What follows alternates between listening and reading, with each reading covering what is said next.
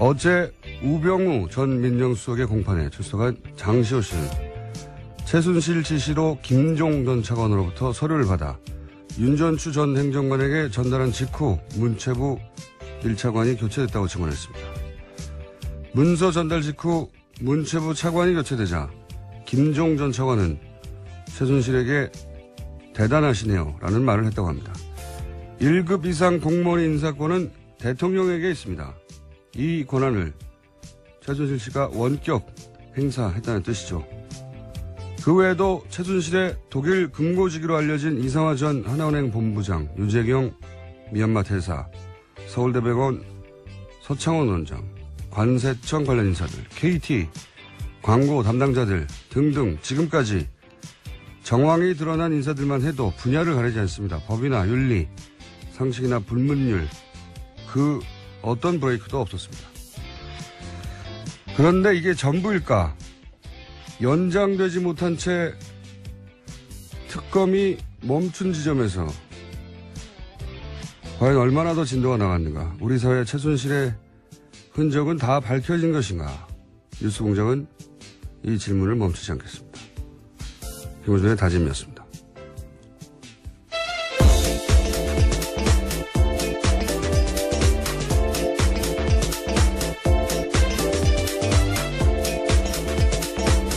시사인의 김은지입니다. 네. 이 공판 관련 뉴스들이 사실은 공판장에서 이제 검찰이 자신들이 받아낸 진술들이 등장하기 때문에 굉장히 자세한 내용이 나오기 시작하는데 요즘 뉴스들이 너무 많다 보니까 자꾸 묻히고 있어요. 예. 그래서 오늘은 최순실 씨 관련 뉴스를 첫 뉴스로 좀 전하겠습니다.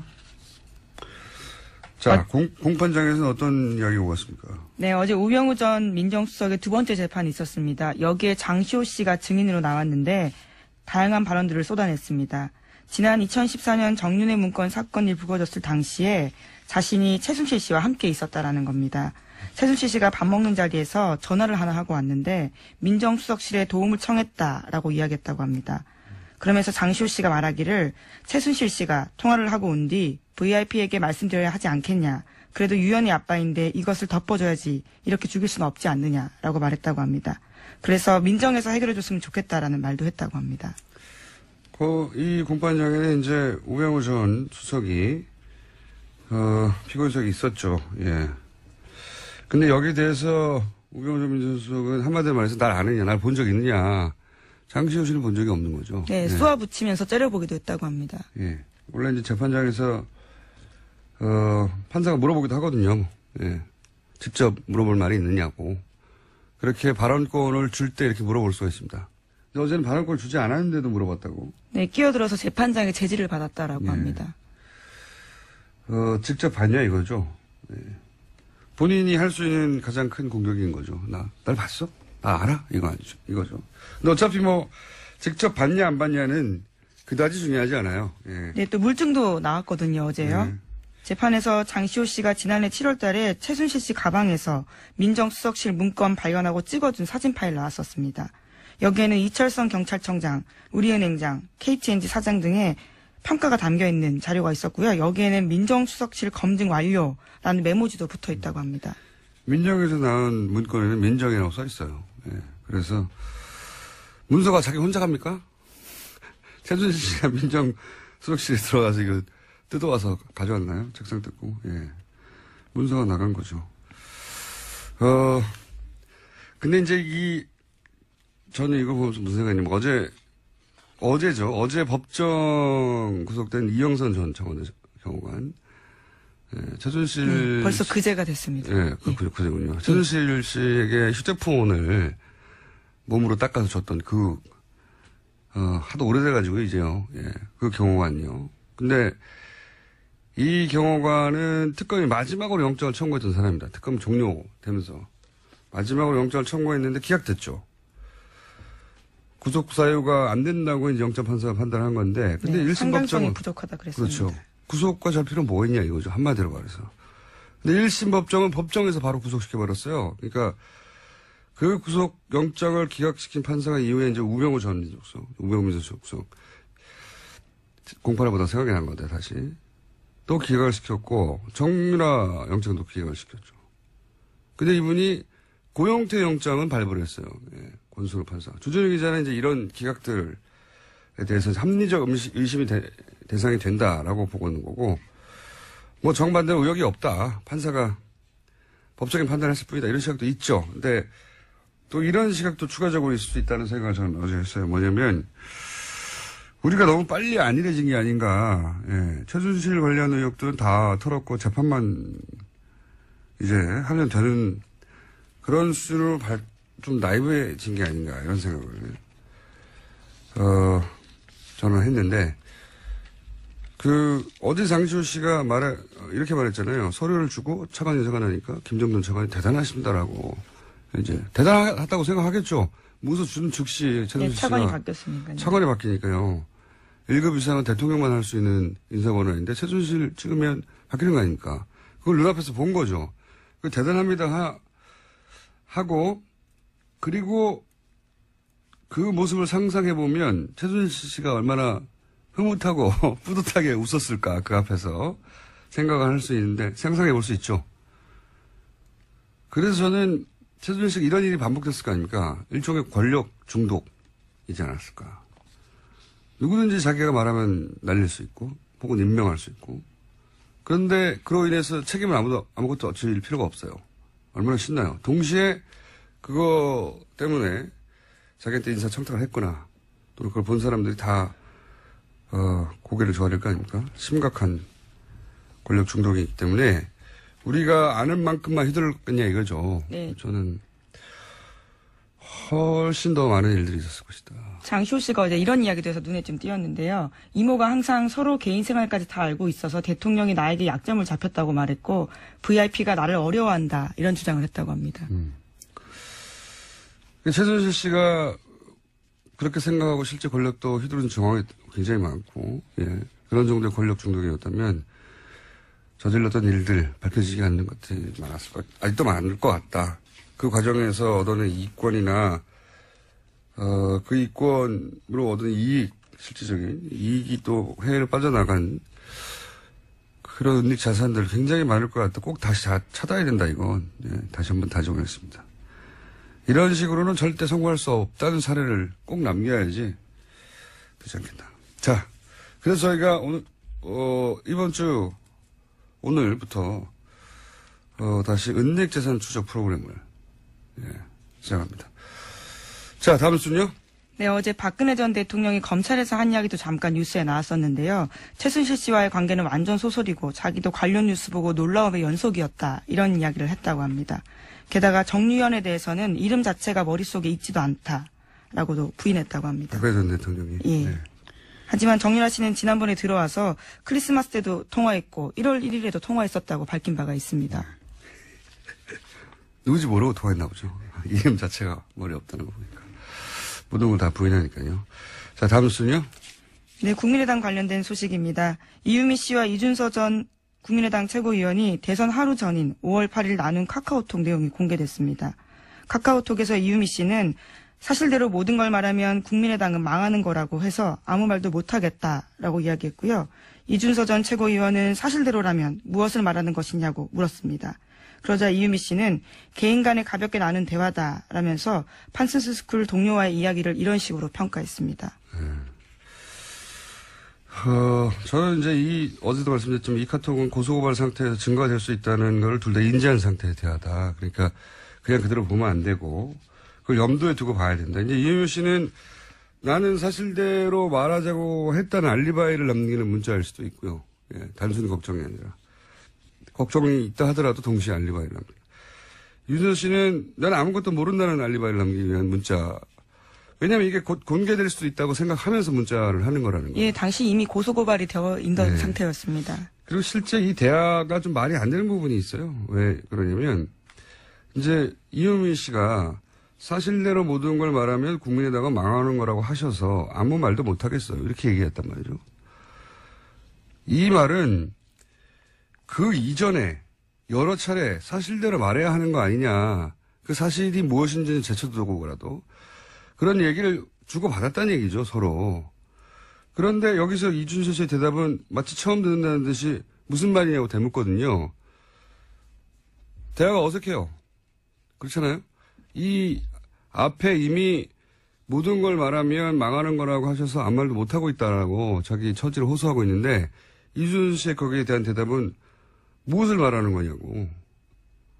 이렇게 되묻는단 말이죠. 처음 듣는 듯이. 이 대사 자체가 이 카톡이 앞으로 공개될 수 있다는 걸 염두에 둔 대사라는 거죠. 처음 들은 얘기가 아닌 처음 들은 것처럼 하잖아요. 예. 자, 앞뒤가 안 맞는 대사입니다. 서로. 관련해서 뉴스가 좀 많죠? 예. 네, 국민의당이 관련 폭로를 하기 4일 전인 5월 1일에 이준서 전 최고위원이 또 관련된 내용들을 박지원 당시 대표에게 보냈다고 합니다. 이 전 최고위원은 박 전 대표의 전화기 2대 중 한 대에다가 관련된 화면을 보냈고 통화까지 시도했는데요. 통화는 되지 않았고 재차 메시지를 보냈다라고 합니다. 하지만 박지원 전 대표는 이런 내용은 실제로 보고받지 못했다라고 당 진상조사단에 진술했다고 합니다. 그러니까 이제 당과 연결된 고리들은 없다. 예, 직접 당 최고 지도부하고 연결된 고리는 없다는 얘기인 거죠. 예. 본인 휴대폰이 하도 폭탄 문자가 많이 와서 놓고 다녔다는 거잖아요. 2개가 다른 있었는데. 폰을 썼다라는 예, 취지 이야기인데요. 어쨌거나 한 핸드폰에 메시지가 들어갔다라는 건 사실이라는 거죠. 예, 그럼 비서관이 확인을 했지만 예. 뭐 이 정도 중요하면은 따로 전달하겠지 하고 전달 안 했다는 거고요. 예. 이럴 수도 있습니다. 뭐 실제 이런 일이 있을 수도 있죠. 또는 유선으로 전달했을 수도 있고요. 예. 근데 여기서 중요한 건 어쨌든 당과 연결된 고리는 없다. 이것이 이제 당의 입장인 거죠. 현재까지. 예. 예, 하지만 당 진상조사단에서는 관련된 내용이 삭제됐는지 여부는 분석하지 않았다라고 밝히고 있습니다. 분석할 수가 없겠죠. 네. 이건 뭐 수사기관에서 해야 되지. 통신영장 받아서. 이용주 의원도 뭐 녹취를 사전에 들어보진 못했다고 하고, 당 지도부들은 이 사안이 이렇게, 기자회견 하기 전에는 허술한지도 몰랐고, 그리고 이걸 그렇게 활용할 줄도 몰랐다, 최고 지도부에서는. 그런데 이 내용은 며칠 동안 한 30번 이상, 네, 논평되고 막 하고 계속 했거든요. 공격적으로. 난리가 났었는데 당 지도부는 사전에 인지하지 못했다. 예, 하지만 당 논평으로요. 국민의당은 한 사람의 제보를 가지고 기자회견을 할 정도로 무모하지 않다. 이렇게 5월 7일 낸 적이 있거든요. 그렇죠. 예. 그러니까 앞뒤가 안 맞긴 한데 자, 현재까지는 그렇습니다. 다음 뉴스는요? 네, 어제 이유미 씨에 대한 구속영장 발부됐습니다. 법원은 이 씨의 범죄 사실이 충분히 소명됐고 사안이 중대해서 도주와 증거인멸의 우려가 있다고 밝혔습니다. 또 이준서 전 최고위원은 이미 피해자 신분으로 전환됐고 혐의도 이유미 씨와 같은 공직선거법상 허위사실 유포입니다. 그러니까요. 예.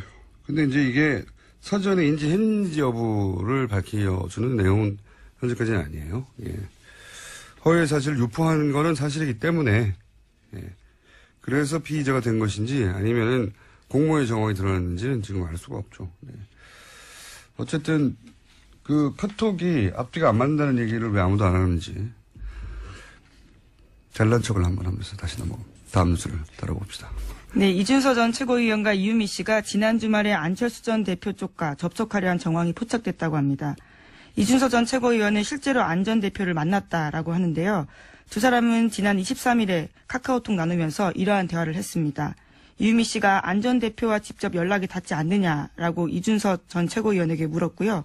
당시는 검찰 소환을 앞두고 당 안팎으로 이유미 씨가 구명을 할 때였습니다. 그리고 그 다음날 이준서 전 최고위원이 안철수 전 대표를 만났습니다. 그 자리에서 이 전 최고위원은 이유미 씨의 요청으로 안 전 대표를 5분간 독대했지만 고소고발 치하 문제만 이야기했다고 밝혔습니다. 독대에서 무슨 말을 했는지는 뭐 지금 본인들이 말하는 정도밖에 파악할 수가 없죠. 네, 고소고발권 취해야 된다고. 여기서 제가 주목하는 대목은 이거예요. 안철수 전 대표와 연락하기 위해서 이준서 전 최고위원이 물어본 사람은 이유미 씨라는 겁니다. 네. 이 대목을 이 대목을 짚자는데, 당내에 많은 사람들이 있잖아요. 본인 최고위원이잖아요. 예. 다른 국회의원들이 아니라 이유미 씨한테 물었다는 거고, 이유미 씨가 안철수 전 대표 측과 가깝다는 걸 아는 거죠, 충분히. 예. 직접 연락되지 않느냐고 말할 정도로. 그렇게 생각할 수밖에 없는 게 이유미 씨의 이제 과거 이야기를 계속했지만, 좀 더 구체적으로 얘기하면 청춘 콘서트 때 실무자였어요.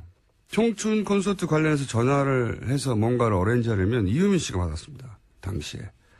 당시에 청춘 콘서트 측에 연락했던 적이 있는 분들은 전화번호를 확인해 보세요. 이유미 씨 전화번호가 있습니다. 자, 가까웠다는 거죠. 자, 다음 뉴스는요. 네, 문재인 대통령은 어제 기내 간담회 가졌습니다. 거기서 2단계 북핵 해법을 다시 한번 강조했는데요. 핵 동결은 대화의 입구고 그 다음에 그 대화의 출구는 완전한 핵폐기다라고 밝혔습니다. 문 대통령은 북핵 동결 단계에서 검증이 확실히 되지 않으면 다음 단계로 넘어갈 수 없다고 강조했습니다. 네, 언론에서 2단계 북핵 해법이라고 하는데 당연한 거 아닙니까? 그래서 저는 여기에 이렇게 거창한 이름을 붙일 것까지는 없다. 대화를 하고 나중에는 핵폐기까지 가겠다는 거니까. 뉴스가 아니라고 봅니다. 예, 다음 뉴스는요. 네, 그리고 또 기자간담회에서 한 이야기들이 또 화제가 된 게 있는데요. 연차 휴가 계획 밝혔습니다. 휴가를 언제 간다라는 계획을 세울 수는 없는데, 그러나 저는 휴가를 다 사용할 계획입니다. 라고 이야기했는데요. 대통령의 연차 휴가는 21일입니다. 현재 하루 썼기 때문에 20일 남아 있습니다. 네, 별개다 뉴스가 되네요. 네. 자, 연차휴가를 다 사용할 계획입니다. 뉴스였고요. 다음 뉴스는요. 네, 문재인 대통령의 첫 방미 일정으로 나선 장진호 전투 기념비 방문이 미국 해병대와 한국전 참전 용사들로부터 뜨거운 반응을 얻고 있습니다. 미 해병대가 페이스북을 통해서 생중계한 문 대통령의 방미 영상에 댓글이 2,300개가 넘게 달렸습니다. 이건 저도 페이스북에 들어가 봤는데, 제가 이제 인문학 전공이라고 몇 차례 상징을 잘 다룬다고 했는데 굉장히 상징적인 장소거든요. 뭐 유명한 곳도 아니에요. 예. 근데 이제 미군 해병대 입장에서는 해병대 역사에 가장 많은 인원이 한 전투에서 사망했고, 그리고 나서는 가장 많은 인원을 또 피난민들을 구출한 작전이 이어지기도 하니까 상징적인 장소예요. 근데 미국이 좋아하는 코드들이 다 있잖아요. 이런 거 참 잘 다뤄요. 그러니까 크게 패전하고 긴박하게 퇴각하다가 엄청난 피난민들을 구출하고, 근데 그 피난민의 자손이 성장해서 대통령이 되고, 미국에 돌아와서 자신의 부모를 구한 해병대 그 작전을 기리는 기념비 앞에 쓰고, 뭐 이런, 연설하고, 이거 헐리우드 영화가 잘 써먹는 스토리라인 아닙니까? 미국인들이 굉장히 좋아하는 스토리라인, 코드들이 실사판으로 나온 건데, 하여튼 누군지 모르겠는데 청와대에서 아주 선수가 있어요. 제가 보기에는. 예. 잘 다룹니다, 이런 건. 그래서 실제 화제가 됐어요, 보니까. 그 화제라는 이야기를 듣고 찾아가 봤더니 페이스북이 미 해병대 페이스북을 누가 보겠습니까? 미 해병대로 보는 거예요, 그냥. 근데 어제는 북적북적 난리가 났더군요. 자. 네, 조회수도 굉장히 많고요. 대부분 미국인들이 그걸 남겼어요. 네, 영어로 댓글이 달려 있습니다. 영어로 남겼다고 다 미국인은 아니죠. 우리도 영어 한참 이름도 영어 이름이더라고요. 저 들어가서 봤는데요. 엄청 많이 달린 건 맞습니다. 자, 다음 뉴스는요. 네, 문재인 대통령은 미 상원과 하원 지도부를 잇따라 만나서 한미동맹의 중요성을 설명했습니다. 또 사드 문제에 대해서도 이야기를 했는데요. 전 정부의 합의라고 해서 결코 가볍게 여기지 않겠다고 여러 차례 공언해 왔다고 이야기했습니다. 그러나 문재인 대통령은 한국이 미국과 같은 민주주의 국가이기 때문에 민주적 절차적 정당성은 꼭 필요하다라고 강조했는데요. 또 괌기지 사드 배치 시 환경 영향 평가 실시했던 것도 언급했다고 합니다. 뭐 이런 기본적인 논리를 세우고 간 거죠. 예. 사실 여기다가 할 말은 없잖아요. 예. 한국도 미국처럼 민주국가여서 절차가 필요하다는데 뭐라고 합니까? 예. 기본 입장은 당연한 거라고 저는 봅니다. 자, 다음 뉴스는요. 이명박 전 대통령이 어제 박근혜 전 대통령이 잘했으면 참 좋았을 텐데 박 전 대통령 때문에 보수가 큰일 났다. 다 없어져 버렸다라고 말했다고 합니다. 요거는 좀 번역을 해야 돼요. 보수가 큰일 났다가 아니라 본인이 큰일 났다로. 본인이 큰일 났다라고 생각하는 것 같다. 네. 네, 어제 바른정당 이해운 대표 예방했을 때 이런 취지의 이야기를 했다고 하는데요. 네. 이 전 대통령은 이명박 정부 내각 인사들을 두고 세무조사가 진행되고 권력기관을 동원한 조사가 진행돼서 너무나 미안했다. 그렇게 털어도 문제되는 사람이 없지 않느냐라고 박근혜 정부 당시에 이야기를 또 했다고 합니다. 자, 뭐 다른 거는 본인도 고생했다 뭐 이런 얘기고 보수가 큰일 났다 다 없어져 버렸다가 아니라 내가 큰일 났다 나를 보호해줄 보수들이 무너졌다 이런 이야기로 저는 해석이 됩니다. 저는 그렇게 해석이 됩니다. 자, 뉴스 한두 개 정도 짚고 넘어갈 수 있습니다. 네, 자유한국당 전당대회 당대표 선거 계속 치러지고 있습니다. 28일에는 TV조선이 주최한 방송 토론회 있었는데요. 거기서도 원유철 후보와 홍준표 후보가 말을 주고받았습니다. 홍 후보가 원 후보를 향해서 옴두꺼비 같은 행동한다라고 이야기를 했는데요. 원 후보가 타인 의견 존중하지 않고 막말하고 비아냥거리면 보수 정치 괴멸시킨다라고 이야기하자 그에 대해서 맞받은 겁니다. 네. 두 분이 이런 공방을 많이 하네요. 예. 그리고 이제 사탕을 건넸더니 뭐라고 그랬다고요? 사탕 안에 뭐가 들어있을 줄 알고라고 하면서 거절했다고 합니다. 홍준표 후보가요. 원유철 후보가 전해주니까. 사탕 하나 드시죠 라고 이제 제스처를 했더니 거기 뭐가 들은 줄 알고. 예. 네, 목이 좋다면서 건넸는데요. 의심의 눈빛을 보냈다는 거죠. 실제 의심이 했겠어요. 그냥 대받아 친 거죠 그렇게. 예. 재밌는 설정입니다. 자, 여기까지 하겠습니다.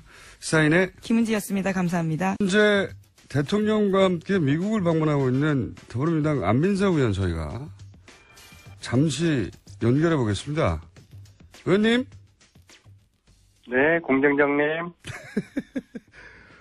네, 거기서 주로 어떤 활동하셨습니까?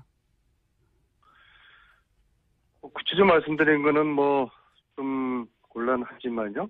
저는 지금 이제 공식적으로는 특별 수행원 자격으로 대통령을 지금 함께 하고 있고요. 네. 구체적으로 밝힐 수 있는 부분만 밝혀주십시오. 네, 그렇죠. 어보를 대통령 2일날 귀국하실 때 전용 비행기에 예. 문정왕후 어보와 편정 어보 두 가지 어보가 있어요. 네. 이 두과 어보를 전용 비행기에 귀국할 때 함께 태우기 위해서 지금 마지막 절차를 진행 중에 있습니다. 그러니까 돌아오실 때는 어버와 함께 돌아오시는 거죠? 네, 그렇게 해야죠. 예. 그것 때문에 가셨는데 그걸 못 하시면은 혼나십니다. 돌아오시면 그거 없이. 자, 어제 국내에서 좀 화제가 됐는데 이 장진호 전투 네. 기념비 참배 그 현지에서는 어땠습니까? 직접 같이 동행하셨습니까? 네네네. 바로 그 대통령 바로 그 뒷자리에 있었고요. 네. 우리 공장장께서도 장진호 전투가 좀 생소하죠. 그렇죠. 예. 국내는 네, 이게 잘 알려지지 않은 전투인데 이게 어마어마했더라고요. 그러니까 함흥철수를 통해서 우리 피난민들 10만 명을 이제 그제도로 날랐지 않습니까? 네. 근데 함흥철수가 가능하게 했던 전투가 바로 장진호 전투를 통해서 네네. 함흥철수할 수 있는 그 환경을 조성을 했으니까 굉장히 중요한 전투죠. 그리고 네. 이제 대통령의 첫 외교 순방의 첫 공식 행사였으니까 의미가. 근데 제가 궁금한 것은 의미가 깊었을 텐데 현지에서는 직접 우리가 못 봤으니까요. 반응이 어땠냐? 우리가 이제 대통령께서 대한민국을 지켜준 미국에 대한 감사의 의미로 거기를 들렀던 것이고 특히 함흥철수 피난민의 아들로 태어난 대통령에게는 이제 남다른 의미가 있지 않겠습니까? 네, 그거는 다 보도됐는데 제가 궁금한 네. 거는 예, 현지 반응은요. 근데 이게 현지에서 굉장히 고마워하고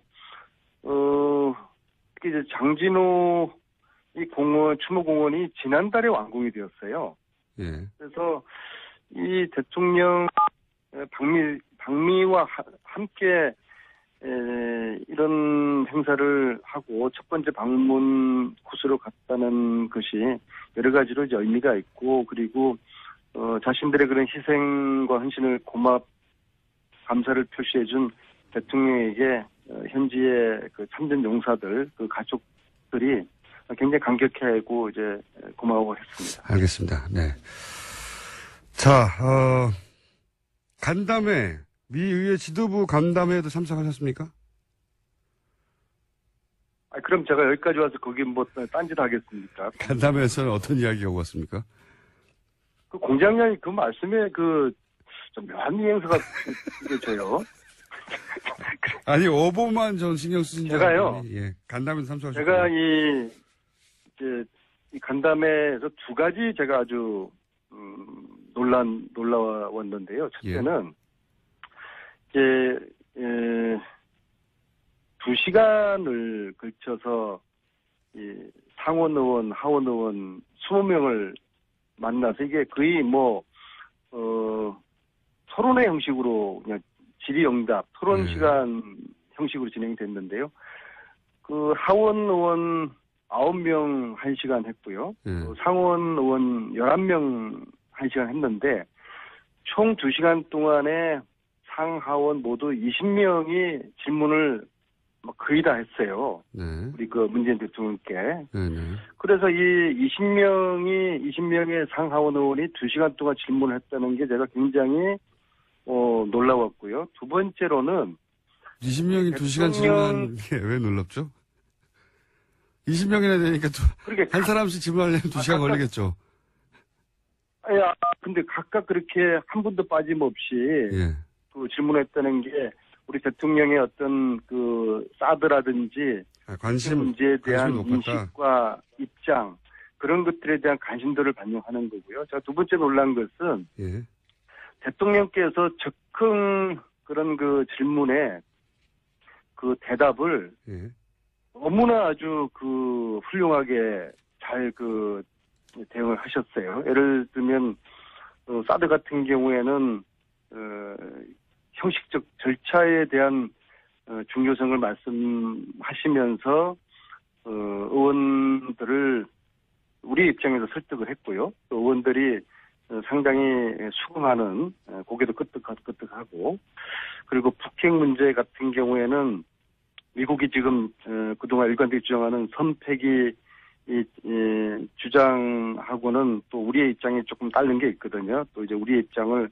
이야기를 또 충분히 했고 전체적으로 한미 동맹을 존중하고 중시하면서도 또 우리 대한민국의 입장을 또 당당하게 할 말을 다 하는 그런 질의응답을 2시간 동안 대통령이 잘 대처하시는 거 보고서 저는 굉장히 놀랐어요.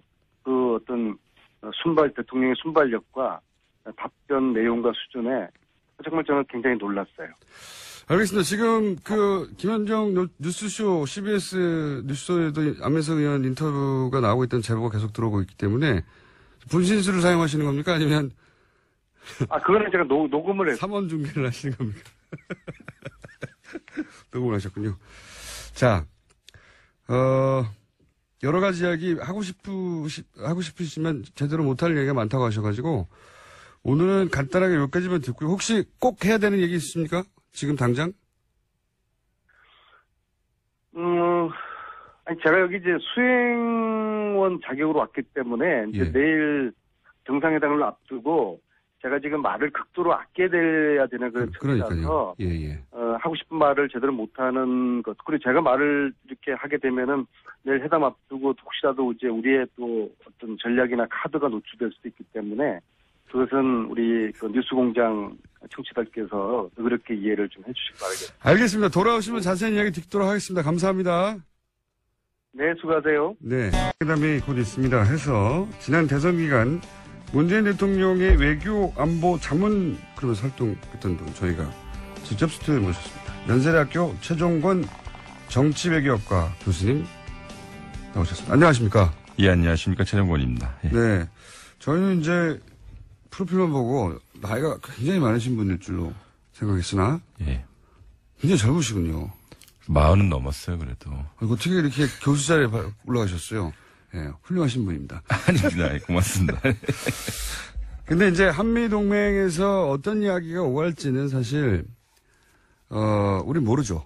예. 우린 모르고, 저는 외교안보 자문그룹에서 활동하셨다고 하셔서 그리고 최근에 한미동맹이 뭐 큰일 났다 하는 네. 문특보 미국 발언들 가지고 우리 언론이 크게 보도를 했고 거기에 인용된 사람들 뭐 CSIS의 마이클 그린이라든가 이런 분들이 미국에서 그런 말을 했다. 우리 큰일 난 거 아니냐. 한미동맹 끝장났다. 이런 보도가 엄청나게 쏟아졌잖아요. 그래서 제가 저 혼자 이제 얕은 지식으로 그렇게 거론된 전문가들이 예를 들면 마이클 그린은 대단히 일본 편향이다. 일본의 관점을 대변한 발언들인데 그걸 가지고 우리가 이렇게 난리치는 거는 너무 오버하는 거고 모르면 바보고 알고 그러면 나쁜 거다. 네, 이런 맥락으로 짧게 브리핑을 해왔는데 이제 전문가를 직접 모시고 우리가 이제 미국에서 돌려오는 소식들을 어떻게 걸러서 들어야 되는지 그 얘기를 좀 해보고 싶습니다.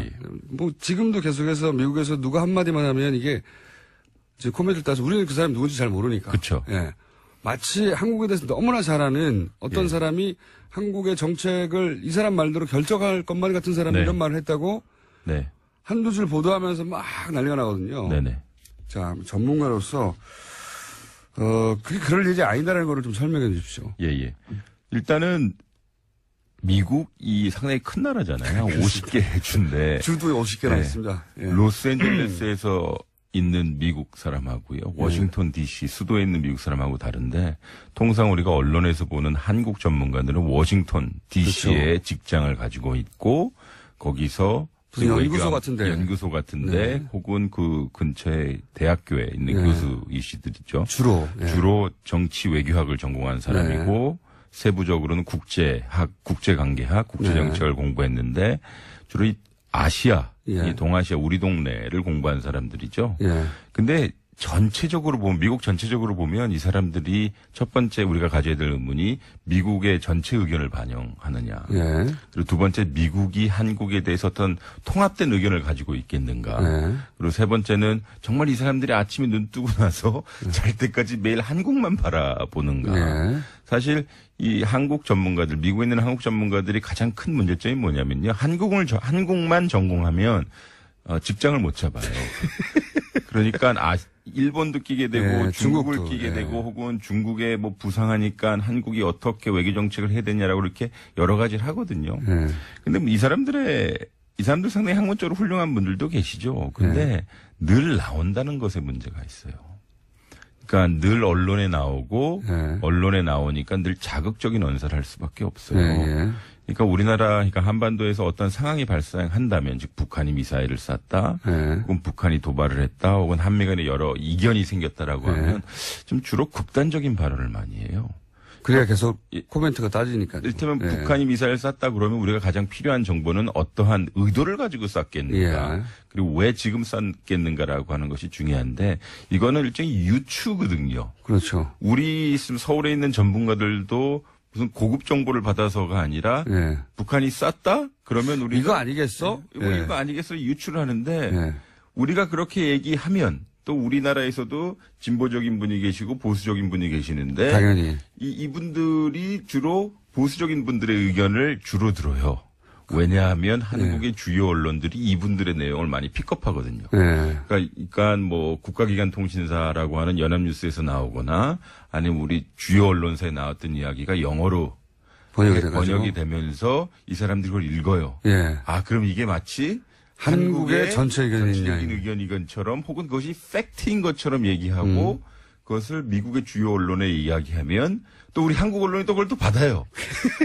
그럼 이게 미국의 의견이 되는 것뿐만 아니라 팩트가 될 가능성이 많아요. 그러니까 쿠션 맞고 돌아오는 한국 의견. 또 우리나라도 제 의견이 예를 들어서 전문가로서의 제 의견이 대한민국 정부의 그 정책은 아니잖아요. 그렇죠. 근데 우리는 그거를 보고 미국의 자세가 혹은 의견이 한국에 대해서 상당히 우려하고 있다. 혹은 한미동맹에서 무슨 문제가 있으면 미국이 상당히 불만을 가지고 있다라고 매우 과도한 일반화를 하죠. 근데 주요 등장하는 분들이 매우 한정적이고 두 번째는 그분들이 한 번도 자기는 모른다. I don't know라고 얘기한 적이 없어요. 그러면 전화가 안 오잖아요. 그리고 그 전화번호를 결국 언론에 나오니까 기자들이 돌리게 되고요. 그쵸. 서로. 제가 이제 뭐 통일부의 고위 관계자 혹은 뭐 외교부 이런 분들의 얘기를 들어보면 이런 일을 오래 하신 분들 얘기를 들어보면 그런 얘기를 하시더라고요. 자기들도 처음에는 그 미국의 전문가들이 열심히 공부해가지고 우리가 모르는 정보를 미 국무부나 혹은 네. 뭐 정보기관으로부터 받아가지고 그런 네. 얘기를 하는 줄 알았더니 자기가 고위직에 오르고 났더니 알고 봤더니 자기한테 물어보고 그걸 자기 의견 양행해서 돌아와가지고 다시 되돌아오더라. 별거 아니더라. 이런 얘기를 하시더라고요. 아니라 이분들이 한국에 오셔요. 네. 그러니까 좋은 비행기, 좋은 좌석을 타고 오셔요. 네. 좋은 호텔에 있고 그러면서 이제 소위 여기에 있는 정책 전문가 그리고 정부에 있는 분들을 만나요. 네. 그걸 잘 정리를 해요. 네. 그런데 주로 정책 전문가 자신들의 친구들을 만나는 거거든요. 네. 늘 일을 같이 했던 동료들을 네. 만나는 거예요. 보수 정치, 보수 성향이면 보수 성향의 그러면 또 심리적으로 어떤 관계자들은. 현상이 발생하냐면 일단 그룹 띵크가 생각이 나요. 아, 나는 원래 이렇게 생각했는데 내 친구가 서울에 있는 내 친구가 나랑 비슷하게 생각하면 이것이 일종의 팩트처럼 느껴지고 워싱턴에 돌아가서 야, 이게 서울의 기류야. 그러면 우리는 이렇게 해야 돼, 저렇게 해야 돼. 근데 그걸 또 우리가 받아요. 우리 특파원이 그러니까 사실은 네. 우리나라에서 출발한 예를 들어서 뭐 극우적인 네. 어떤 발언이 있다면 그게 돌아가서 미국의 의견이 된다면 한국에 다시 보도됐다. 사실 한국의 의견이었어요. 그게 애초. 근데 여기 이를테면 지난 9년 동안 보수정부 기간이었기 때문에 네. 보수 성향의 연구소, 보수 성향의 학자들이 메인스트림 줄이었거든요. 네. 예, 이분들은 어쨌든 한미동맹 상당히 강조하셔요. 저는 뭐 그것에 대해서 동의 많이 하지만 이게 한미동맹이 어떤 내용을 강조하느냐가 상당히 중요해요. 네. 그러니까 동맹 차원의 결정, 한미동맹 국권이 가야 된다라고 하는 이야기는 하지만 선언적으로 거기 디테일을 말씀 많이 안 하시거든요. 네. 그러니까 한미동맹 강조, 우리 한미동맹 좋습니다라고 그렇게 인식이 돼요. 미국 사람들한테. 네. 근데 그 이면에는 여러 계산서가 딸려 나오는 걸 잘 모르는 거죠. 그렇죠. 그렇게 좋아? 그러면 이것도 사. 그렇죠. 근데 야, 이거 딴 거 사면 안 돼? 그러면 한미동맹 안 좋아. 이렇게 되는 거죠. 더 비싼 거 못 사? 한미동맹 그렇죠. 좋다며. 예. 그렇죠. 그러니까 북한의 위협은 이렇게 안 좋아지는데 뭐 이러면서 계속 사야죠. 그렇게 되는 것 같아요. 또 한 가지가 그게 이제 쿠션 맞고 오는 한국인이다. 네. 그러면 그런 얘기를 하더라고요. 직접 가서 그 사람들을 만나면 한국에 대해서 모른다고. 우리가 했던 얘기를 그 중에서도 자기들 입맛에 맞는 얘기를 반복할 뿐이지 실제 한국에서 어떻게 알겠냐고 그 사람들이. 그러니까 그런 얘기를 제가 예. 들었고요. 그게 상당히 큰 문제인 게요. 예를 들어서 이 사람들이 어떤 사안에 대해서 A라고 주장을 해요. 네. 왜냐하면 A라고 주장하는 자기 친구들의 의견을 들었기 때문이죠. 그렇죠. 근데 실질적으로 사실은 B였어요. 네. 근데 그러면 미국에서도 이걸 B라고 정정을 해야 되거든요. 네. 근데 이 전문가들의 이야기를 듣는 사람들, 미국 시민들은 A라고 맨날 느끼는 거예요. 네. 그러니까 예를 들어서 진보 정부 시기라고 했던 노무현 정부 시기에는 한미동맹 안 좋았어라는 얘기를 했는데 사실상 동맹이라고 하는 것은 과정도 중요하지만 결과, 성적표가 중요하거든요. 예. 그러니까 이론적인 측면에서 동맹이 가장 완벽하고 가장 강하다라고 얘기했을 때 내 동맹이 다른 나라에서 전쟁이 있었을 때 내가 도와주는 거예요. 그렇죠. 그럼 우리는 이라크에 파병을 했거든요. 예, 예. 근데 이라크에 우리가 미국, 영국 다음으로 가장 큰 숫자의 지상군을 파병했습니다. 예, 예. 그리고 경제적으로 한미 FTA 했거든요. 예. 그리고 우리 당시에 외교부 장관이라고 하는 반기문 장관을 미국의 지원하에 유엔 사무총장에 당선시켰어요. 예. 그러니까 정치적인 것이나 군사적인 것이나 경제적으로 것이나. 한미가 잘 됐거든요. 예. 물론 그때 우리가 고분고분하진 않았죠. 예, 예. 우리가 원하는 것에 대해서 의견을 피력했고 거기서 한미가 협상을 해서 이 중간 지점에 다다른 것이거든요. 예. 즉 동맹끼리는 친구라고 한다면 싫은 얘기도 하고 삐지기도 하고 다른 그렇죠. 의견을 얘기를 하는 건데 아니 어떻게 한국이 갑자기 말대꾸를 하지? 자기가 원하는 걸 얘기하지? 그러면 어색하기도 하지만 예. 그러면 한미동맹 흔들린다라고 이야기할 수도 있는 거예요. 그것이 어색한 사람이거나 네. 혹은 그걸 바라보다 야, 한국이 말대꾸를 하네? 라는 걸 처음 본 사람들은 그리고 한국 내에 미국 내에 그런 걸 느끼는 사람들보다 더 문제는 한국 내에 그런 걸 느끼는 사람들이 있단 말이죠. 예, 극히 있죠, 일부가. 예. 그 사람들이 야, 한국이 미국말 안 들으면 어떻게 한민동맹이 큰일 났어. 라는 멘트를 하면 그게 미국에 가가지고 다시 네. 큰일 났다고 말하는 사람들에 의해서 되새겨지고. 그러니까 한국의 주류는 한미동맹 어떤 특정 정부가 예를 들어서 노무현 정부, 김대중 정부, 지금 문재인 정부가 미국이 취하는 정책보다 약간 결이 다를 때, 야, 한미동맹의 근간이 흔들리고 있어라고 얘기해요. 근데 이분들이 문제는 뭐냐면 한미동맹이 강해야 된다고 주장했고, 지난 9년 동안 한미동맹이 더 이상 강할 수 없을 정도로 강하다고 얘기했거든요.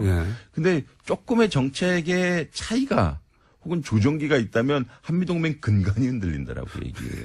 미국이 말한 대로 하지 않고 다른 생각을 하는 것은 한미동맹이 깨진다고 생각해요. 한미동맹을 미국 말대로 하는 걸로 이해하고 있는 겁니다. 그분들은. 미국도 지금 상원 하원이 있고요. 예를 들어서 텍사스나 시카고나 일리노이나 아니면은 몬타나 이런 데가 다 다른 각기 미국의 이익을 대변하거든요. 그러니까 농수산물 혹은 축산물이 대부분인 몬타나 이런 데서는 한국이 무역 시장을 더 적극적으로 개방하라고 그래요. 근데 이제 캘리포니아 이런 쪽에서는 이민 정책을 더 완화하라고 그래요. 왜냐면 한국에 좋은 인텔리들을 좀 데려오고 싶어 하거든요.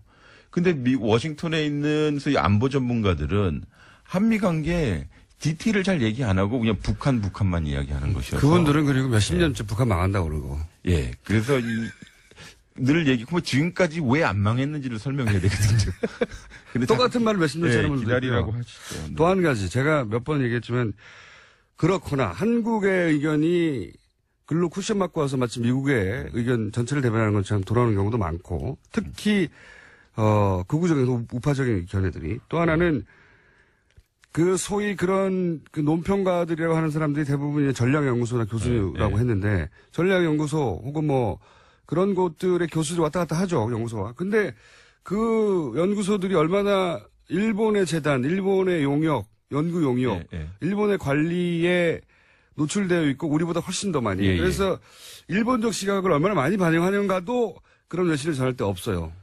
그러니까 은연중에 그들이 예를 들어서 한일 위안부를 파기하면 혹은 거기에 대해서 우리가 재협상을 하고자 한다면 한일 관계뿐만 아니라 한미일 관계가 흔들리고 더군다나 한국의 국제적인 신용이 떨어진다라고 얘기해요. 그게 일본의 전략이다. 그렇죠. 근데 미국 사람을 통해서 이야기해 일리가 있긴 해요. 다만 그것이 다 사실이 아니라는 거죠. 그리고 그게 일본이나 미국의 이익이죠. 그렇죠. 위안부 문제 같은 경우는 유엔에서 재협상을 해야 된다고 늘 주장하고요. 유엔에서. 그리고 유럽 같은 경우는 이게 말이 안 된다라고 하는 상당히 피해자를 생각하지 않은 일방적인 합의인데 우리는 상당히 그런 식으로 얘기할 수 있는데 당연히 늘 미국 쪽에 특정 인물의 의견만 받아들여서 예를 들면 마이클 그린.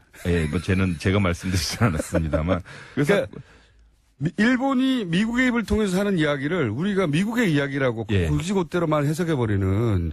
그러니까 중요한 거지. 우리도 이제 주눅 들지 말고요. 민주주의 대 민주주의가 맺은 동맹이거든요. 근데 동맹의 영역으로만 들어가면 우리가 가지고 있는 민주주의를 포기해야 된다는 느낌이 들어요. 예를 들어서 우리 국민의 권익, 우리의 이익, 그리고 민주주의의 적법성과 절차성이 동맹만 안에 들어가면 동맹 차원의 결정이라는 이름으로 많이 우리가 포기해야 한미동맹이 유지돼서 그래야 잘하는 것처럼. 근데 미국 사람들도 민주주의 상당히 중요하게 생각하고 특히 요새 민주주의를 많이 갈망하거든요. 그래서 우리가 민주주의를 이야기하면 상당히 좋게 받아들일 수 있어요. 그러니까 우리 어떻게 헌법을 어기고 동맹을 지지할 수 있겠느냐. 그러면 한미동맹 근간이 흔들린다라고 사실 맺혀야 되거든요. 그렇죠. 그러니까 대한민국 민주주의가 강해져야만 동맹이 강해진다라고 이야기하는 것이지 특정 이익이나 특정 그룹의 발언으로 동맹이 강해지는 건 아니거든요. 교수님 말씀도 잘하시고 목소리도 좋고. 근데 오디오형입니다. 비디오형.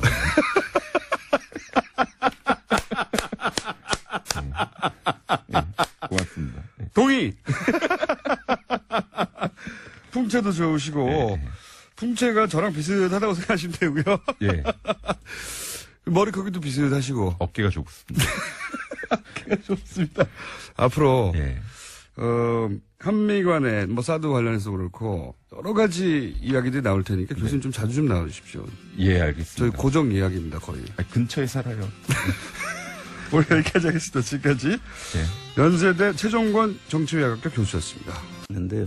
저희들이 이 재산을 완전히 모조리 다 찾을 때까지 하여튼 최선을 다해서 모조리 다 더 이상 없는 것 같다라고 하는 순간까지 그렇습니다. 모조리 다 찾겠다는 각오. 이게 이제, 그런데 워낙 힘드니까, 그죠? 물론, 큰 줄거리는 계속 직접 찾아가시겠지만은, 제보도 필요하고, 그죠? 네. 검찰만으로 이게 될까요? 검찰만으로는 절대 어렵다고 봅니다. 왜 어렵다고 생각하시는지, 그리고 그렇기 때문에 이제 저희가 이 코너를 마련했거든요. 검찰만으로는 어려울 것이다. 왜 어렵다고 생각하십니까? 검찰은 이제 수사권을 행사하는 과정에서 예. 그 비사실이 있는 사람들한테 조사를 예. 통해서 그렇죠. 조사를 하죠. 그런데 이 부분들은 대부분 금융과 그 기업들이 연결되어 있고요. 그렇죠. 또 금융을 또 은닉하는 게 해외에 또 예. 은닉되어 있기도 하고 해서 검찰은 사실 이런 일을 주로 하는 데가 아니죠. 전문기관이 아니라. 예, 먼저 국세청이라든지 금융감독원이라든지 이런 곳에서 먼저 이거를 찾고 예. 마무리를 하는 것이 검찰이라고 보면 되는 겁니다. 그러니까 검찰이 이 돈을 다 찾을 것이다라고 생각하고 신경 끄면 안 된다는 거죠. 그렇습니다. 네. 그러니까 이건 사실은 돈을 추적하는 전문가는 따로 있고 그분들도 실제로 공익제보, 현재 교민들 또는 이야기를 들었던 사람들 혹은 뭐 그런 걸 본 적이 있는 사람들의 도움도 절실히 필요하신 거죠. 그렇습니다. 예.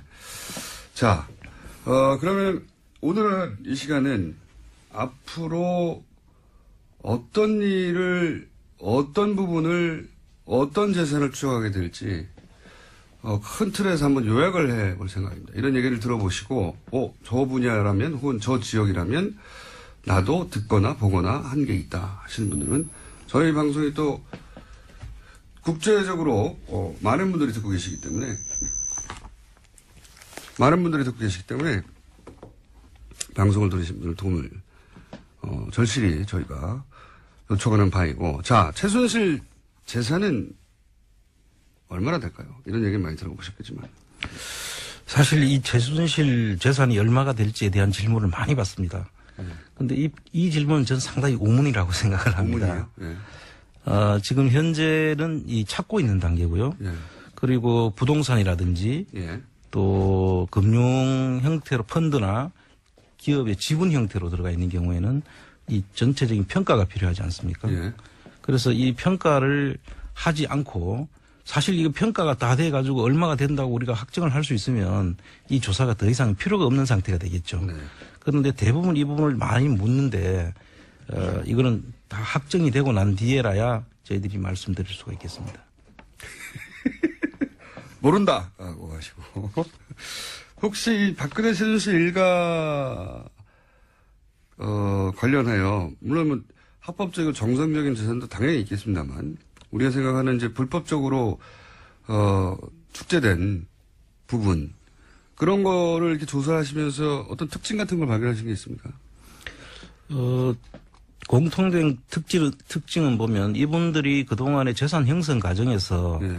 어떤 특별한 그 직업이라든지 사업이라든지 이런 것을 통해서 재산을 형성한 흔적이 없는데 지금 보니까 흔적이 없다. 지금 나타난 것은 여러 군데서 지금 엄청난 재산들이 형성되어 있다는 것을 저희들이 확인할 수 있었습니다. 그 재산을 도대체 어떻게 만들었냐 이거죠. 그렇죠. 예. 뭐 예를 들어서 그 재벌들 물론 그 과정이 투명하지 않거나 혹은 불법적이거나 권력하고 결탁한 부분이 있지만 저런 사업에서 돈을 벌었구나 알 수는 있는데 이 일가의 공통된 특징은 직업이 없다는 거죠. 그렇습니다. 딱히 예. 돈은 많은 것 같다는 거죠. 그러니까 의심을 할 수밖에 없는 거죠. 그렇습니다. 예. 자, 그러면 모든 게 그렇듯이 종잣돈이라는 게 있지 않습니까? 그렇죠. 예. 출발이라는 게 있지 않습니까? 이 종잣돈은 어디서부터 시작됐다 이렇게 보십니까? 지금 그 당시에 여러 정황을 가지고 판단해보고 또 주변의 이야기를 들어보면 최초에 이분들이 그 최태민 씨가 은평구에서 새방에서 시작했다고 하지 않습니까? 지독하게 가난했다는 게 그 당시 이야기죠. 가족들의 이야기입니다. 네. 예. 그런데 어느 날 갑자기 엄청나게 좋은 대저택으로 이사를 가고 또 뭐 많은 땅을 가지고 사설 금고에 엄청난 재산이 들어있고 또 빌딩을 소유하게 되고 네. 그래서 이분들이 그 재산은 어딘가 하고 저희들이 계속 추적 중에 있는데요. 특정 시점에 갑자기 이렇게 된 거죠. 예, 네. 그 특정 시점이 구국봉사단을 만드는 그 시점하고 비슷한데요. 그리고 그 해외에 가보니까 해외에서는 이 박정희 정권 자금들 그 프레이저 보고서에 나오는 자금들하고 연계되어 있는 정황들도 많이 드러나고 있습니다. 그렇군요. 그러니까 구국봉사단이라는 것을 최태민 씨가 그 수장으로 활동하기 시작한 시점, 그리고 미국의 프레이저 보고서에 박정희 비자금의 실체가 확인된 적이 있는데, 저희가 아니라 미국 의회가 조사를 해서 밝힌 보고서죠. 근데 그 비자금과 연결된 흔적들을 해외 조사 과정에서 많이 발견했다. 네. 구체적으로는 앞으로 이제 저희가 여러 편으로 나눠서 할 거기 때문에 예를 들면 뭐 프레이저 보고서 편 따로 다음에 그때 아주 구체적으로 말씀을 드리겠고, 지금 현재 국세청이 이 관련 의혹들 조사를 하기 시작했다고는 하죠. 예, 지금 그 하기 시작했다고는 하는데요. 지금 그 부분에 대해서는 제가 의문이 좀 드는 게 국세청이 할 수 있는 그 부가제척 기관이라는 게 있어요. 조사를 할 수 있는 기관. 형사법에서는 공소시효라고 하죠. 그 국세청에서도 조사를 할 수 있는 기간이 정해져 있는데 비슷한 거. 부가제척 기간입니다. 그 기간이 5년이고 조세범 처벌법에 의하더라도 10년까지 연장할 수밖에 없습니다. 예. 그래서 사실 그 저희들이 재산 근원까지 찾아가려면 국세청이 할 수 있는 범위가 한계가 있죠. 종잣돈을 찾을 수가 없군요. 그렇게. 그렇습니다. 그 이후 그 존속단이 어떻게 불어났는가 하는 과정을 일부 찾을 수 있지만. 그렇습니다.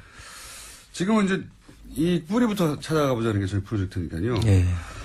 자, 그러니까 국세청도 특별법이 제정되거나 따로 뭔가 특별한 규정이 마련되지 않으면 현재로서는 종잣돈을 찾기 어렵다. 예, 그렇게 말씀드리고. 그러나 저희는 한번 시도해 보겠다는 겁니다.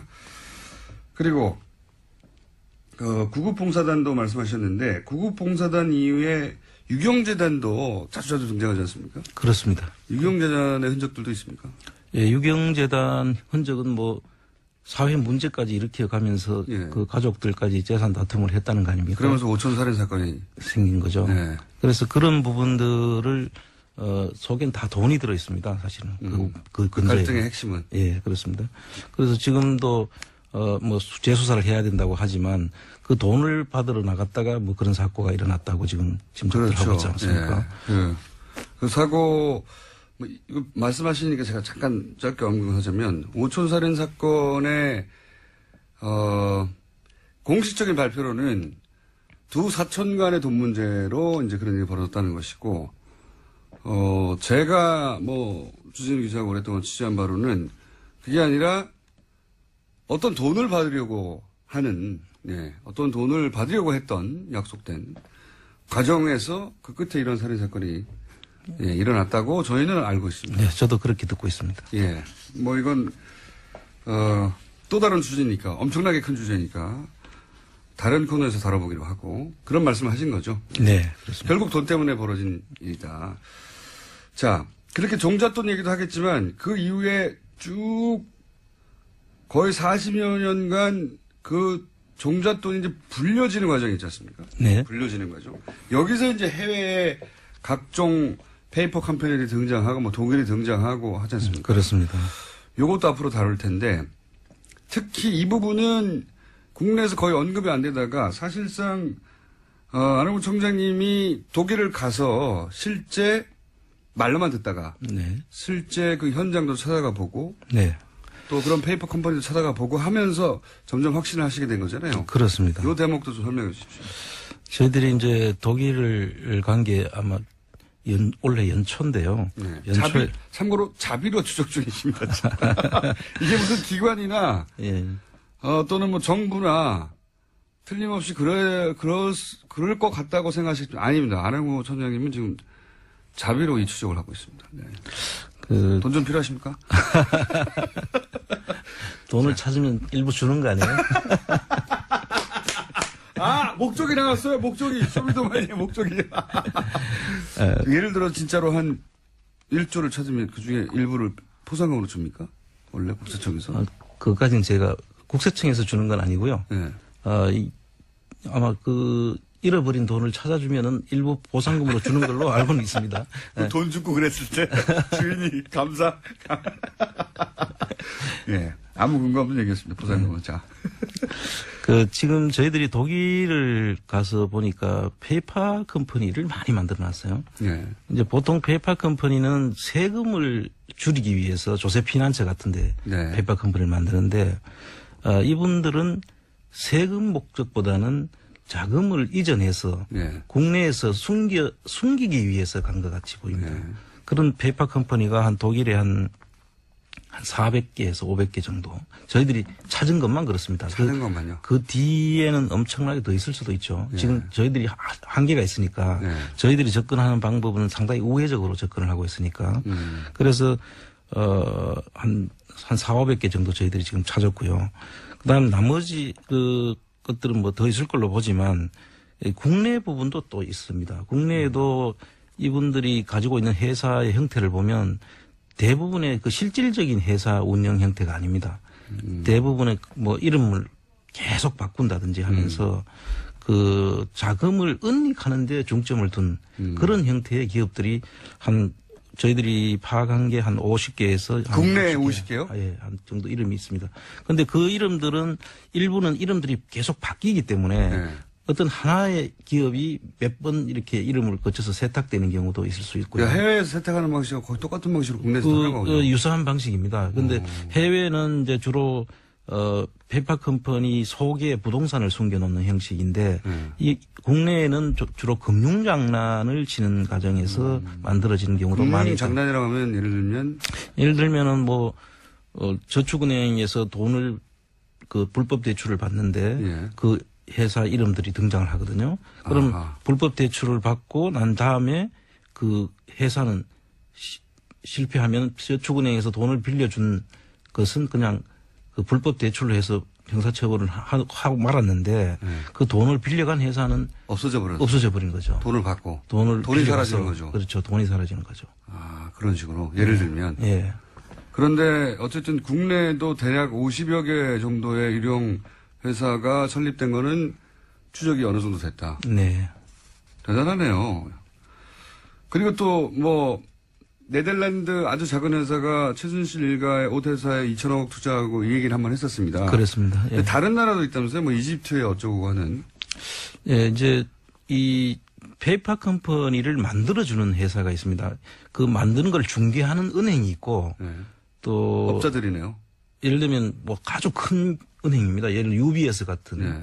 스위스 유니온뱅크 같은 경우입니다. 굉장히 큰 은행이죠. 예, 그런 은행에서 자금을 숨기려고 가면 이러이러한 과정을 거쳐서 페이퍼 컴퍼니를 만들어 오라고 하는데 그거 어디서 잘 만든다. 그런 거죠. 예를 들면 브로커들이 있군요. 예, 파나마에 있는 모색 폰세카라는 그런 회사는 법률 회사예요. 그런데 그게 전문적으로 이런 페이퍼 컴퍼니를 만들어주는 회사입니다. 브로커 회사군요. 예. 그게 이번에 밝혀진 거죠.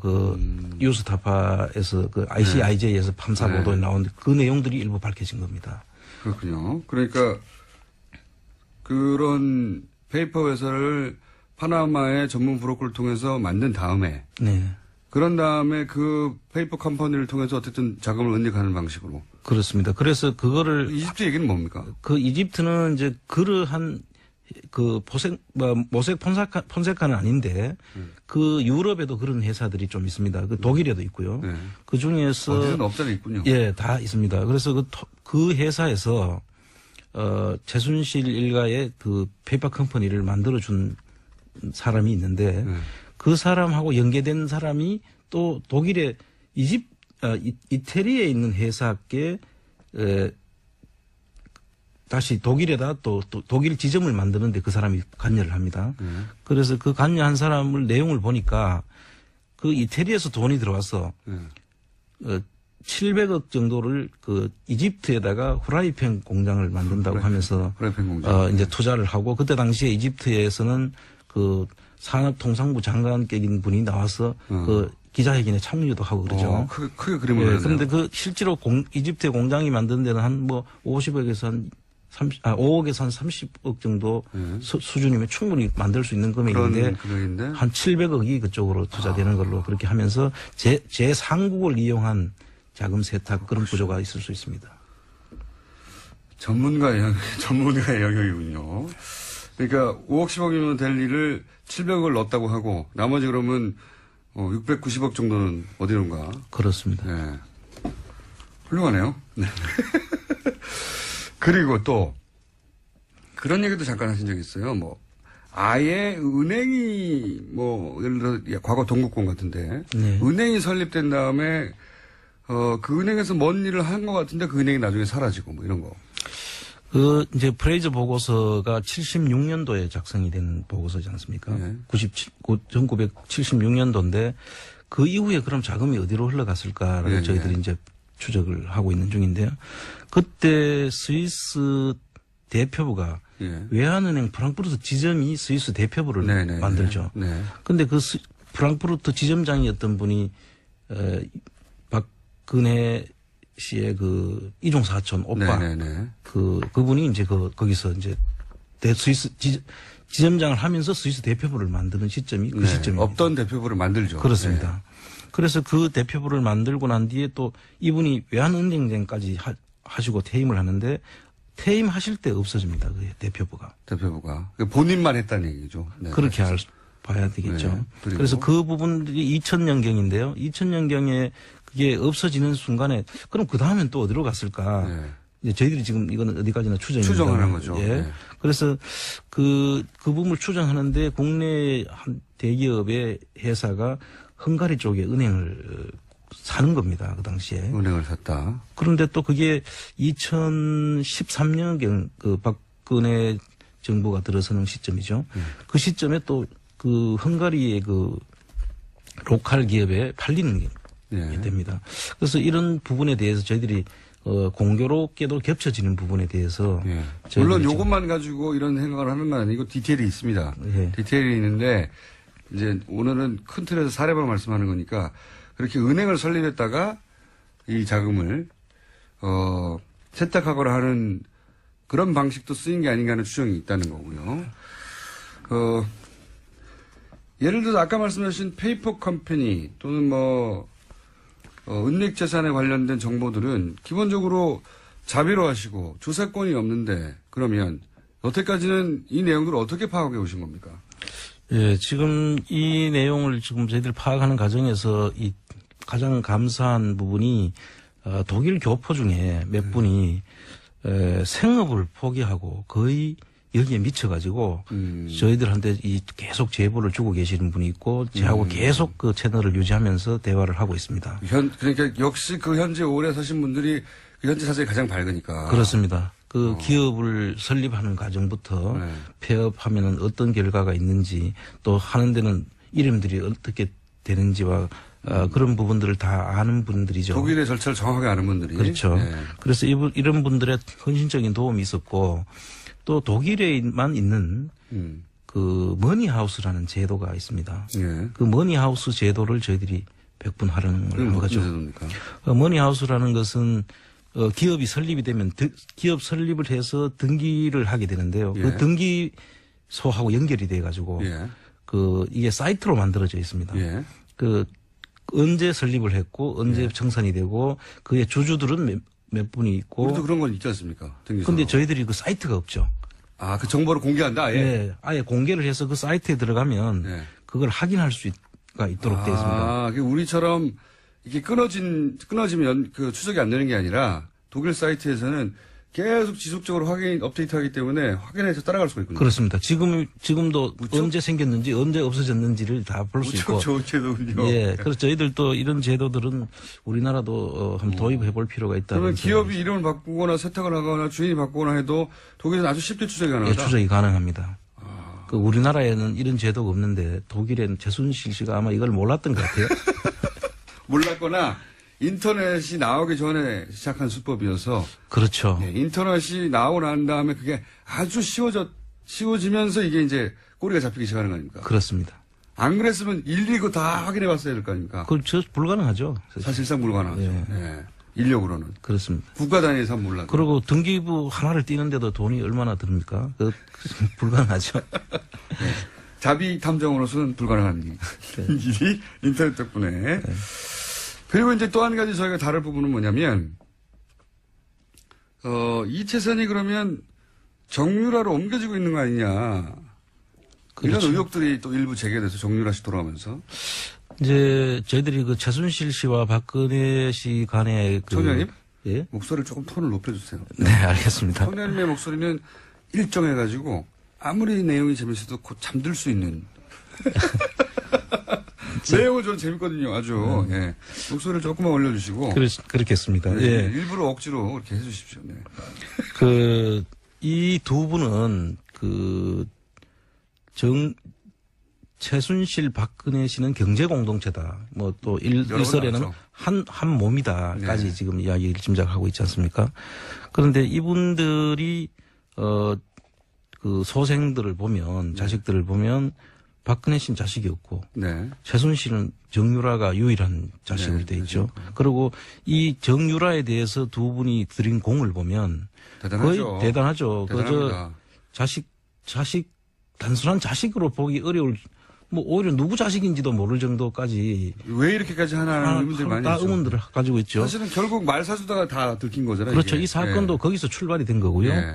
그래서 이분들이 결국 정유라한테로 이 많은 자금들이 뭐 사회에 환원할 생각은 없었을 거고 그러면은 전부 다 정유라에게 갔지 않겠나라는 게 이게 뭐 공동 그런 추측이죠. 추정을 하다가 네, 그렇죠. 그래서 이래 보니까 그 당시에 그 KB 프랑크푸르트 지점장 예. 그분하고 그리고 또 저 부분이 있죠. 그 평창동에 예. 평창동이란다. 평창군에 정유라 네. 최순실의 명의로 되어 있는 땅이 있죠. 네네네. 거기 아방궁을 지으려고 했다고 하는 보도가 있었죠. 예. 그 보도가 이명박 정부 때 네. 이명박 씨의 아들 그 이시영의 이름으로 그 땅을 사고 네. 그 내곡동 사저. 내곡동 사저 사건이죠. 예. 그거 저희한테 들켜가지고 못했는데. 그렇죠. 그 내곡동 사저의 그 판박입니다. 예. 그러니까 아들 이름으로 땅을 사고 정부 예산으로 집을 짓고 결국 나중에 상속 없이 대물림할 수 있는 그런 그렇죠. 구조를 만들었던 거죠. 그리고 똑같죠. 똑같습니다. 이게. 내곡동 사저라는 게 결국은 국가가 지어주는 거였는데 그렇습니다. 알고 보면 결국은 아들이 가져가는 구조. 그렇습니다. 그걸 예. 들켜가지고 못해가지고 특검을 해가지고 저희를 굉장히 미워해요. 이명박 대통령께서. 근데 사실 특검도 뭐 제대로 밝히지 못했죠. 예. 네, 그래서 지금 이 부분들은 동일한 유형의 그 기법이 똑같습니다. 그리고 이게 여긴 한 기법이 더 들어가는 게 그 일대 땅을 사게 되면 대통령 그 퇴임 후에 사저가 되기 때문에 없는 도로도 내줘야 될 거고요. 그렇죠. 그럼 그 주변 인근 땅들 값이 다 올라가죠. 도로가 나게 되면 맹지가 도로가 나서 대통령이 산다는데. 대통령이 살게 되면 뭐 땅값이 엄청 올라가겠죠. 그래서 조금 한 단계 더 나아간 그런 진화된 기법이 아닌가 저희들이 보고 있습니다. 내용이 굉장히 재밌습니다. 자, 앞으로 계속 다룰 내용이고요. 한 가지만 더 하고 오늘은 뭐 많습니다. 앞으로 이제 조력자들도 누군지 찾아볼 것이고 그 외에 다른 흐름들, 뭐 기업들과의 뭐 스포츠 토토와의 관계라든가 굉장히 많은 얘기를 할 텐데 오늘 한 가지만 더 하고 마무리할게요. 오늘은 첫 시간 앞으로 이런 걸 다룰 겁니다. 얘기 듣고 흥미 있거나 아는 바가 있는 분들은 저희한테 꼭 제보를 해주시거나 청장님에게 직접 연락을 하셔도 됩니다. 청장님 하나 이 용도로 폰 하나 만드시죠. 그러겠습니다. 그래서 공개하는 것으로. 예. 자, 제가 여쭤보고 싶은 게 뭐냐면 국세청장 한승희 후보자 청문회에서 박영선 송영길 의원이 이재용 부회장이 역에 숨겨뒀던 5천억 원을 합법적으로 그러니까 자진신고하면 문제 삼지 않는 방식으로 2015년 말인가요? 예, 15년에서 2016년 3월 말까지. 예. 그 사이에 만약에 세금 포탈을 했는데 자진신고하면 뭐 뭔가 경감을 준다거나 혹은 문제 삼지 않는다든가 공개하지 않고 있기 때문에 잘 모르는 상황인데 구체적인 내용은 그런 질의를 했어요. 국세청에서 5천억을 그렇게 다른 사람들도 많이 있는데 그 중에서 이제 이재용 부회장이 5천억을 그런 식으로, 면제해주거나 혹은 뭐 받아주거나 신고를 그런 적이 있느냐. 그랬더니 한승희 후보자가 그것은 개별, 특정인에 대한 세납 관련이기 때문에 여기서는 말해줄 수 없다 하고 이제 넘어갔습니다. 넘어갔고 아직 그 이후의 소식은 보도가 안 되고 있는데 만약에 이게 두 사람이나 질의를 했기 때문에요. 예, 여당에 근거가 있다고 전제하고 제가 여쭤보면 제가 이제 이런 생각을 했었거든요. 그때도 보도가 나왔을 때. 예, 그렇다면 이거는 사실상 비자금을 국세청이라는 통로를 통해서 합법화해 준 거 아니냐. 네, 그런 셈이죠. 예. 근데 이런 식으로 여기에서 탈세한 것을 국세청이 자진 신고만 하면 해결해 줄게 이런 적이 과거에 있었습니까? 국세청에 계셨으니까. 한 번도 없었죠. 그죠? 이게 최초의 일이고요. 그거는 잡아내는 거 아닙니까, 원래는? 그렇습니다. 이게 이거 비슷한 내용으로 있을 때는 국가 거의 비상사태, 예를 들면 IMF 환란 때, 네. 기업들이 이제 인수합병을 하고 구조조정을 해야 되지 않았습니까? 예. 그럴 때는 뭐 은행하고 이해관계가 서로 상충될 때, 예. 뭐 경제개혁은 경제개혁은 아니고 지금 그 부총리, 경제부총리, 예. 그리고 재정부 장관께서 이거를 그 은행장들이라든지 관계인들을 전부 모아가지고 이거는 우리가 이렇게 법상은 이렇게 돼 있지만 선생님 목소리 좀 톤 높여주세요. 그 급한 이런 상황에서는 우리가 이런 부분들을 좀 정리를 해야 되기 때문에 초법적으로 그렇죠. 돈이 필요하니까. 예. 그렇게 하면서 한 경우는 있습니다. 그러나 이런 경우는 없는 것이 이게 더 제가 좀 심각하게 보는 것은 2017년이면은 한 90개 국가 정보 교환을 해서 저희들이 자료를 확보할 수 있는 기간이 예. 정해져 있습니다. 그런데 그 시점을 시점에. 앞두고 예. 이 기간을 6개월을 정해가지고 특별히 그 기간에는 세금만 내면 예. 그 뒤에 조치들은 그동안 포털한 거는 봐준다는 거 아닙니까? 예를 들면 뭐 조세범 처벌법으로 고발을 해야 될 수도 있고 예. 형사처벌을 할 수도 있는 거거든요. 예. 그리고 또 뭐 자금 해외로 보내는 경우에는 예. 외환거래법 위반도 문제가 될 수 있고요. 말씀의 요지는 이거네요. 2017년이면 들킬 뻔했던 것을 예. 2015년에 자진신고하면 봐줄게라고 하는 이례적인 방식으로 합법화하는 창구를 열어줬다. 이렇게 해석할 수 있다는 거 아닙니까? 제가 볼 때는 이제 그렇게 상당히 의심이 되는. 진짜로 그런 식으로 5천억이 들어왔다면? 근데 지금 이제 그날 또 확인은 안 해줬죠. 안 해줬죠. 이재용 씨는 아니다고 말하지도 하지 않았고. 않았고 이제 NCMD를 했는데요. 예. 다만 이제 제가 볼 때는 꼭 그 사람만 한 거는 아닐 테고 예. 뭔가 그 시간에 뭐 그렇게 쫓겨가면서까지 할 필요가 없다 저는 그렇게 보는 것이고요. 그런데 이제 저희가 이 시간에 언급하는 이유는 뭐냐면 그렇게 이례적으로 국세청이 조세 포탈한 것을 이렇게 봐주는 그런 기간을 만들었다면 혹시 그 기간이 최순실과 그 삼성 간에 이런저런 딜이 오가는 기간인데 혹시 이 딜이 패키지 딜 중에 하나가 아니었을까 하는 의문을 가지는 거죠. 그렇죠. 그때 당시에 미르 재단이 설립이 된 것이 2015년 10월 27일로 제가 기억을 하고 있거든요. 네. 그런 시기에 2015년 10월 1일부터 2016년 3월 31일까지 6개월간을 자진신고 기간으로 했는데 자진신고제라고 이름을 붙이는데 사실 제도는 계속돼야 제도죠. 그렇죠. 원포인트로 그냥 하고 마는 거고 이 뒤엔 절대로 안 된다라고 하는데 그리고 또 2017년도에 와서는 금융정보 공개 서로 교환을 할 수 있도록 협상이 이루어져 있는 상태에서 이걸 급하게 이렇게 할 이유는 없죠. 오늘 여기까지 하겠습니다. 이상하죠. 자, 쇼미더만이 앞으로 이런 주제들을 오늘은 겉핥기만 한 겁니다. 예. 심도 있게 다뤄서 결국은 은닉된 재산을 다 찾아낼 때까지. 네. 그 사이에 목소리 톤을 높여주시고요. 노력하겠습니다. 제2의 폰도 자비로 마련해 주십시오. 알겠습니다. 자, 오늘 여기까지 듣겠습니다. 지금까지 안원구 전 국세청장이었습니다. 대구 국세청장이었습니다. 감사합니다. 감사합니다. 게스트에 대한 문자가 많았습니다. 오늘 2부에 등장하셨던 연대 최종건 교수님에 대한 문자 팬심이 폭발했습니다. 네. 신해철 씨 빌런한다고 하고, 네. 목소리 미남이라고, 네. 짱, 좋아요 등등 자주 모시도록 하겠습니다. 쇼미더머니 코너에 대한 반응이 많네요. 완전 초반가움.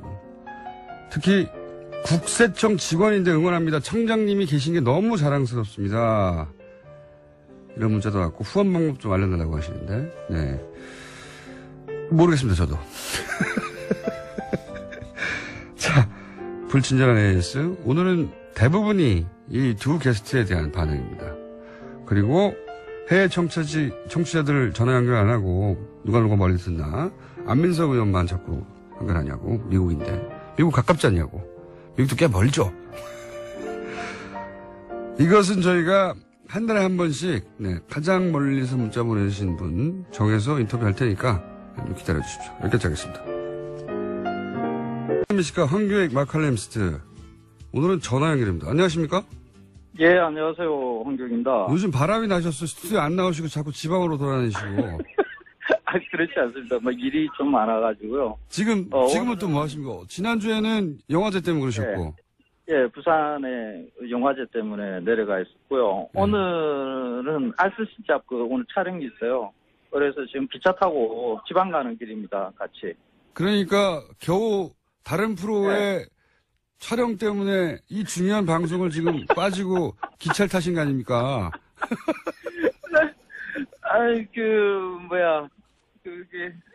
그리고 뭐라고요? 알쓸신잡이요? 예. 제가 그 검색어를 통해서는 봤습니다. 유시민 씨하고 몇 분이 같이 하시는 거 아닙니까, 그거? 그죠? 예. 유시민 씨, 김영하 씨. 예. 네, 작가님이죠. 유열 씨, 이렇게. 유열 씨, 정재성 교수. 예. 지금 혹시 그분들하고 같이 계시나요? 여보세요? 전화를 끊어버리셨나요? 이런 걸 하다 풀고 있습니다. 지금 방금 안 들렸습니다. 이게 지금 강원도 쪽으로 가는 기차라 가지고. 예. 아마 터널 들어가면 좀 이게 중간중간 터널. 예. 그러니까 제가 방금 드린 질문은 뭐냐면 같이 출연하신 분들하고 같이 계신가요, 지금? 예, 같이 있습니다. 예를 들어, 또 끊겼네요. 또 터널 들어가셨나 보네. 지금 터널 들어갔다가, 안 들어갔다가, 이러니까. 잠깐 뛰어내리세요, 그러면. 그럼 옆에 유시민 씨도 같이 계세요? 예, 저쪽에 같이 있습니다, 있기는. 저쪽에? 촬영 중입니까? 예, 지금 열심히 지금 떠들고 있어요. 이게 이 방송은 촬영이라고 할 거 없이 그냥, 네. 그러면 그 카메라 속으로 들어가가지고요. 예. 촬영하는데 들어가가지고 진행해주세요, 그러면. 그 프로, 오늘 부대찌개라면서요, 주제가. 예. 부대찌개. 예. 인사만 하세요. 청소. 지금 생방송 중입니다. 유시민 씨? 예. 생방송 중이라고? 네네. 예. 뉴스 공장? 네네. 근데 왜 나를 연결을 했대요? 그걸 알 수가 없습니다, 저희도. 예. 그래서 나한테만 물어보려고? 아니지? 끊어요? 네. 바꿔주세요. 다시 끊지 말고. 바꿔줄게요. 네. 예. 이게 음식 얘기해야 되는데. 자, 부대찌개 얘기해주세요. 빨리. 부대찌개 어떻게 먹어야 됩니까? 네. 부대찌개는 우리는 이렇게 이야기해요. 보통 이야기 미군이 들어와서 미군 부대에서 먹던 여러 음식물 쓰레기 터널도 방해하고 꿀꿀이 죽으로 이렇게 해 먹던 그게 중간에 부대찌개라는 이름으로 이렇게 음식을 우리가 먹게 됐다. 예. 그런 거죠. 예. 근데 사실 그 이야기는 1980년대 이후에 만들어진 이야기고요. 그래요? 예. 부대찌개와 그 꿀꿀이죽하고를 같이 연결로 잡으면 안 되거든요.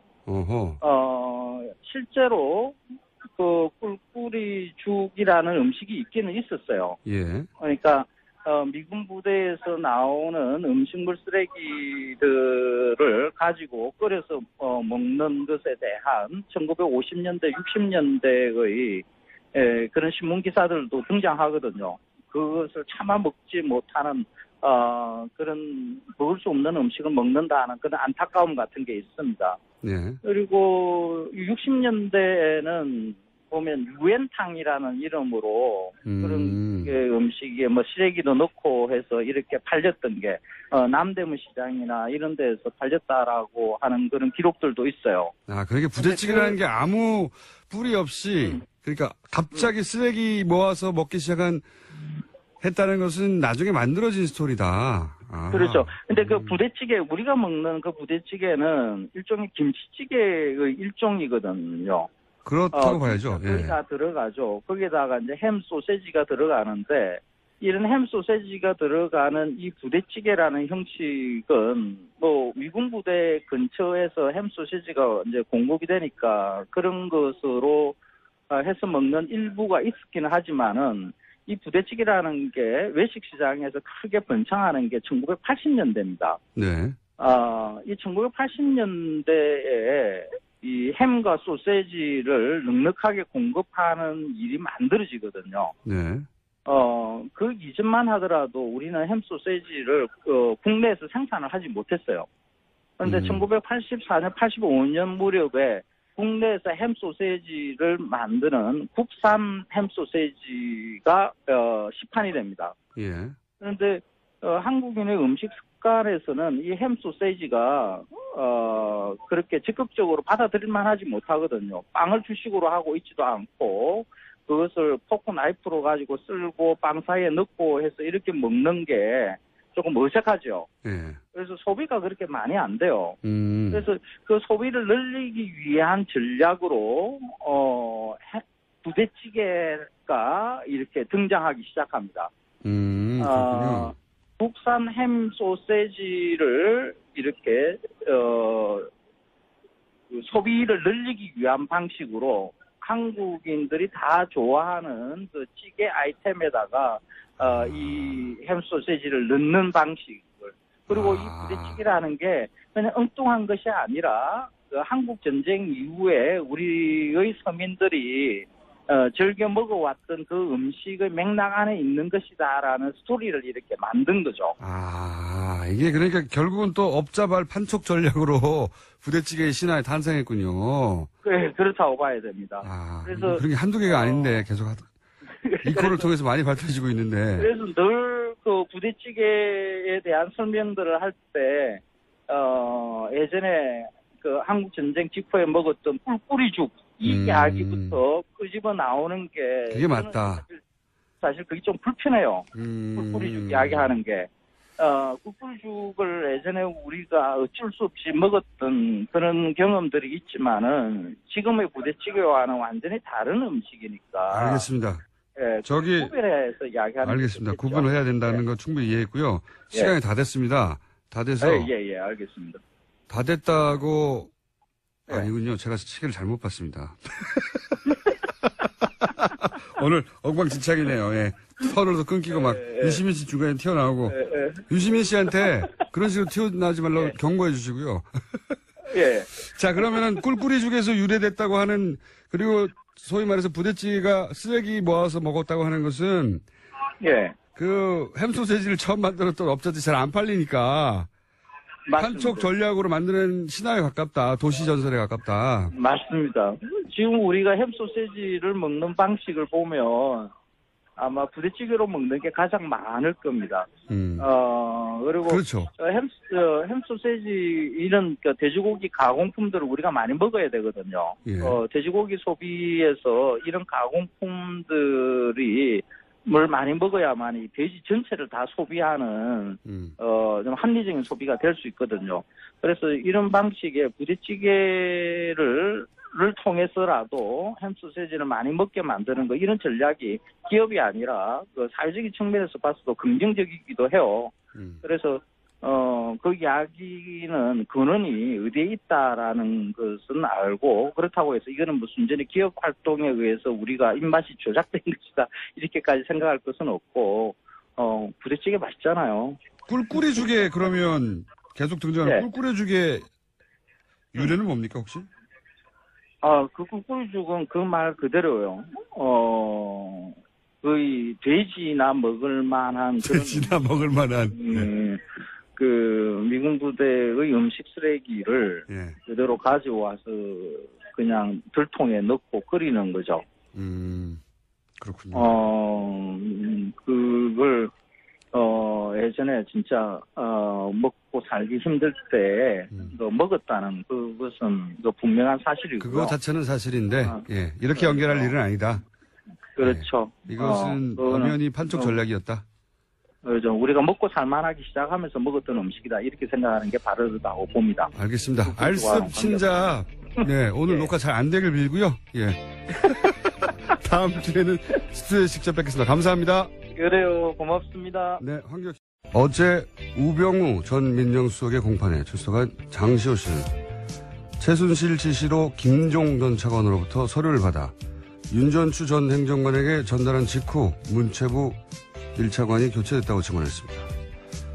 문서 전달 직후 문체부 차관이 교체되자 김종 전 차관은 최순실에게 대단하시네요 라는 말을 했다고 합니다. 1급 이상 공무원 인사권은 대통령에게 있습니다. 이 권한을 최순실 씨가 원격 행사했다는 뜻이죠.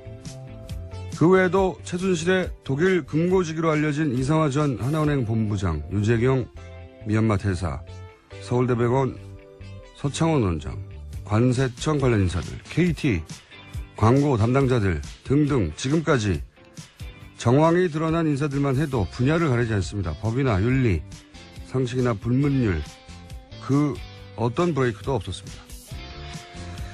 그런데 이게 전부일까? 연장되지 못한 채 특검이 멈춘 지점에서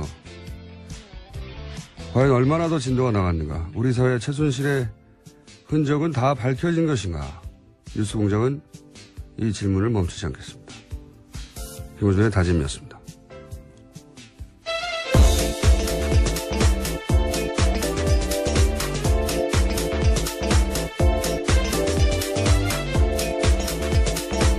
시사인의 김은지입니다. 네. 이 공판 관련 뉴스들이 사실은 공판장에서 이제 검찰이 자신들이 받아낸 진술들이 등장하기 때문에 굉장히 자세한 내용이 나오기 시작하는데 요즘 뉴스들이 너무 많다 보니까 자꾸 묻히고 있어요. 예. 그래서 오늘은 최순실 씨 관련 뉴스를 첫 뉴스로 좀 전하겠습니다. 자, 공판장에서는 어떤 이야기가 오갔습니까? 네, 어제 우병우 전 민정수석의 두 번째 재판이 있었습니다. 여기에 장시호 씨가 증인으로 나왔는데 다양한 발언들을 쏟아냈습니다. 지난 2014년 정윤회 문건 사건이 불거졌을 당시에 자신이 최순실 씨와 함께 있었다라는 겁니다. 최순실 씨가 밥 먹는 자리에서 전화를 하나 하고 왔는데 민정수석실에 도움을 청했다라고 이야기했다고 합니다. 그러면서 장시호 씨가 말하기를 최순실 씨가 통화를 하고 온 뒤 VIP에게 말씀드려야 하지 않겠냐. 그래도 유연이 아빠인데 이것을 덮어줘야지. 이렇게 죽일 수는 없지 않느냐라고 말했다고 합니다. 그래서 민정에서 해결해줬으면 좋겠다라는 말도 했다고 합니다. 이 공판장에는 이제 우병우 전 수석이 피고인석이 있었죠. 예. 근데 여기에 대해서 우병우 전 민정수석은 한마디로 말해서 날 아느냐, 날 본 적 있느냐. 장시호 씨는 본 적이 없는 거죠. 네, 쏘아 붙이면서 째려보기도 했다고 합니다. 예. 원래 이제 재판장에서 판사가 물어보기도 하거든요. 예. 직접 물어볼 말이 있느냐고. 그렇게 발언권을 줄 때 이렇게 물어볼 수가 있습니다. 근데 어제는 발언권을 주지 않았는데도 물어봤다고. 네, 끼어들어서 재판장의 제지를 받았다라고 합니다. 직접 봤냐 이거죠. 예. 본인이 할 수 있는 가장 큰 공격인 거죠. 날 봤어? 나 알아? 이거 아니죠. 이거죠. 근데 어차피 직접 봤냐 안 봤냐는 그다지 중요하지 않아요. 예. 네, 또 물증도 나왔거든요, 어제요. 재판에서 장시호 씨가 지난해 7월 달에 최순실 씨 가방에서 민정수석실 문건 발견하고 찍어준 사진 파일 나왔었습니다. 여기에는 이철성 경찰청장, 우리은행장, KTNG 사장 등의 평가가 담겨있는 자료가 있었고요. 여기에는 민정수석실 검증 완료라는 메모지도 붙어 있다고 합니다.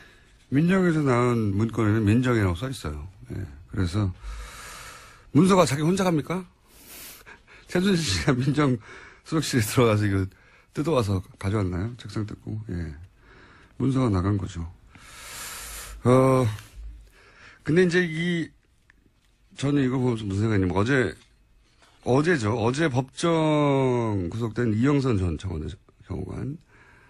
예, 최순실. 벌써 그제가 됐습니다. 예, 그제군요. 최순실 씨에게 휴대폰을 몸으로 닦아서 줬던 하도 오래돼가지고 이제요. 예, 그 경호관이요. 근데 이 경호관은 특검이 마지막으로 영장을 청구했던 사람입니다. 특검 종료되면서.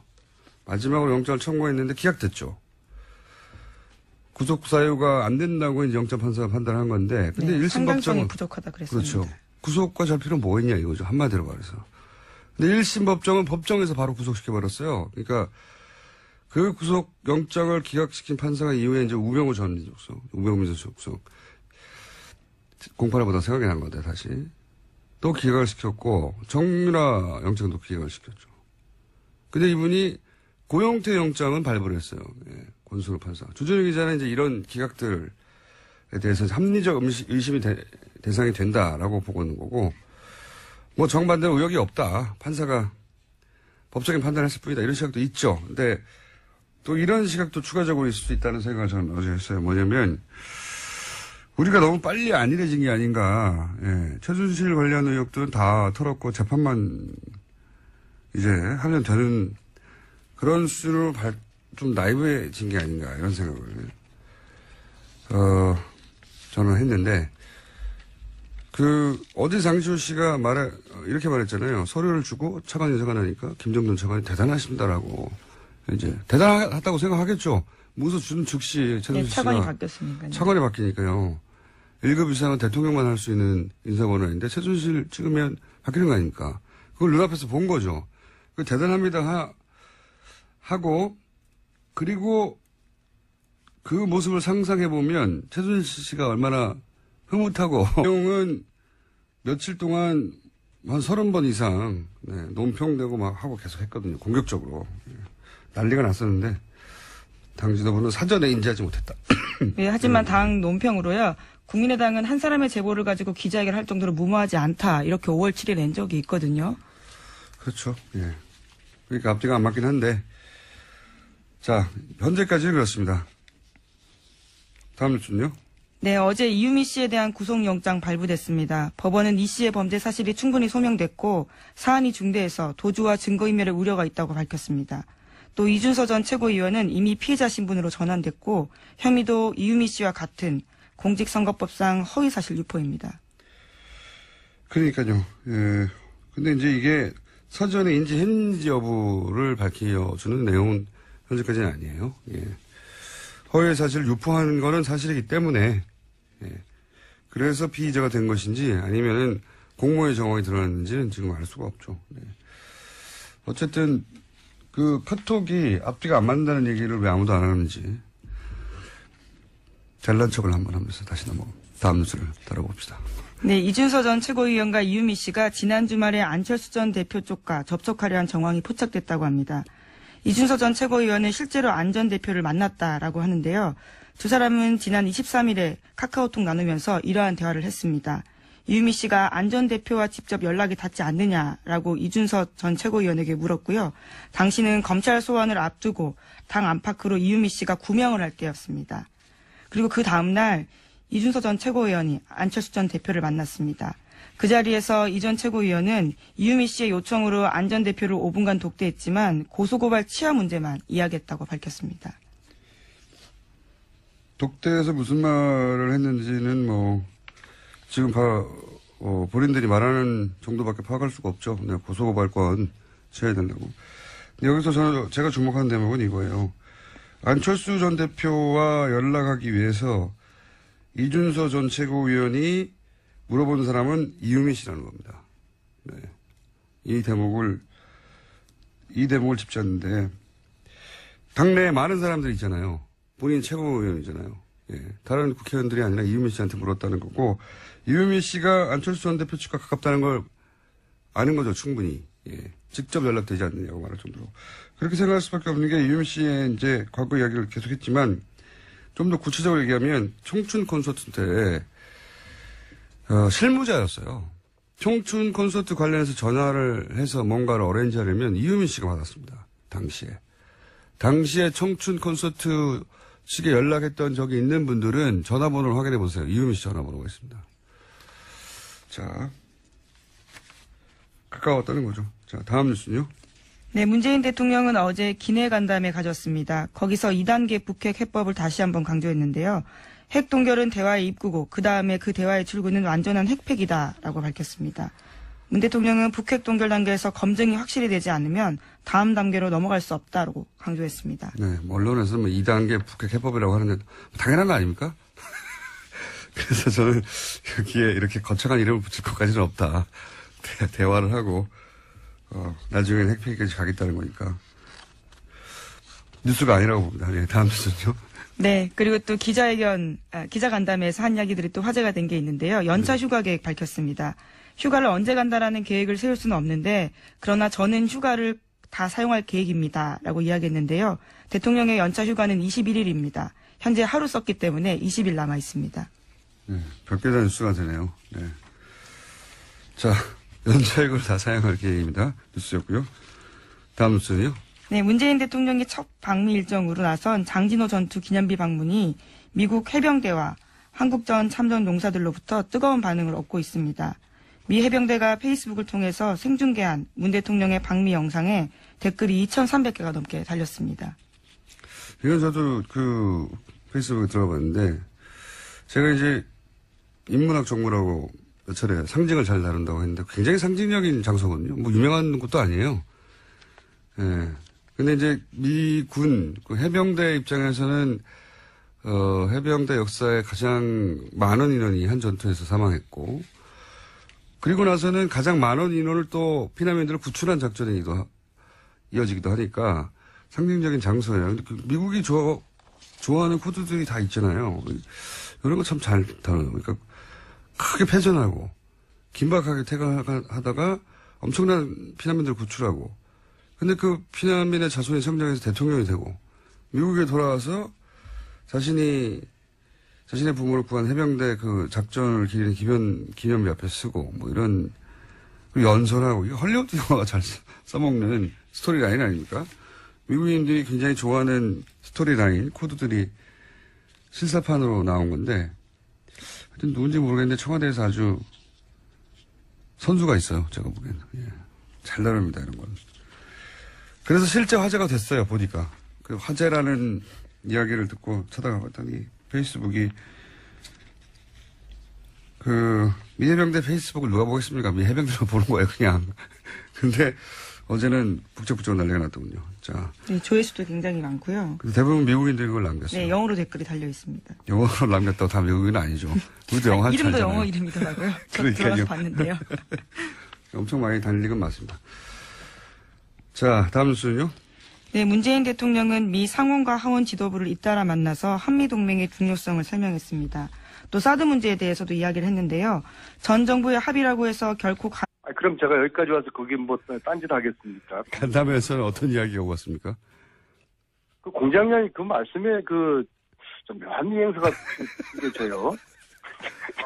아니, 오보만 전 신경 쓰신 줄 제가요. 예, 간담회 참석하셨고. 제가 이 간담회에서 두 가지 제가 아주 놀라웠는데요. 첫째는 이제 2시간을 걸쳐서 이 상원 의원, 하원 의원 20명을 만나서 이게 거의 토론회 형식으로 그냥 질의응답, 토론 시간 형식으로 진행됐는데요. 그 하원 의원 9명 1시간 했고요. 상원 의원 11명 1시간 했는데 총 2시간 동안에 상하원 모두 20명이 질문을 거의 다 했어요. 네. 우리 문재인 대통령께. 네. 그래서 이 20명의 상하원 의원이 2시간 동안 질문을 했다는 게 제가 굉장히 놀라웠고요. 두 번째로는 20명이 2시간 질문한 게 왜 놀랍죠? 20명이나 되니까 한 사람씩 질문하려면 2시간 걸리겠죠. 근데 각각 그렇게 한 분도 빠짐없이 질문했다는 게 우리 대통령의 어떤 사드라든지 관심 문제에 대한 인식과 입장 그런 것들에 대한 관심도를 반영하는 거고요. 제가 두 번째 놀란 것은 대통령께서 즉흥 그런 그 질문에 그 대답을 예.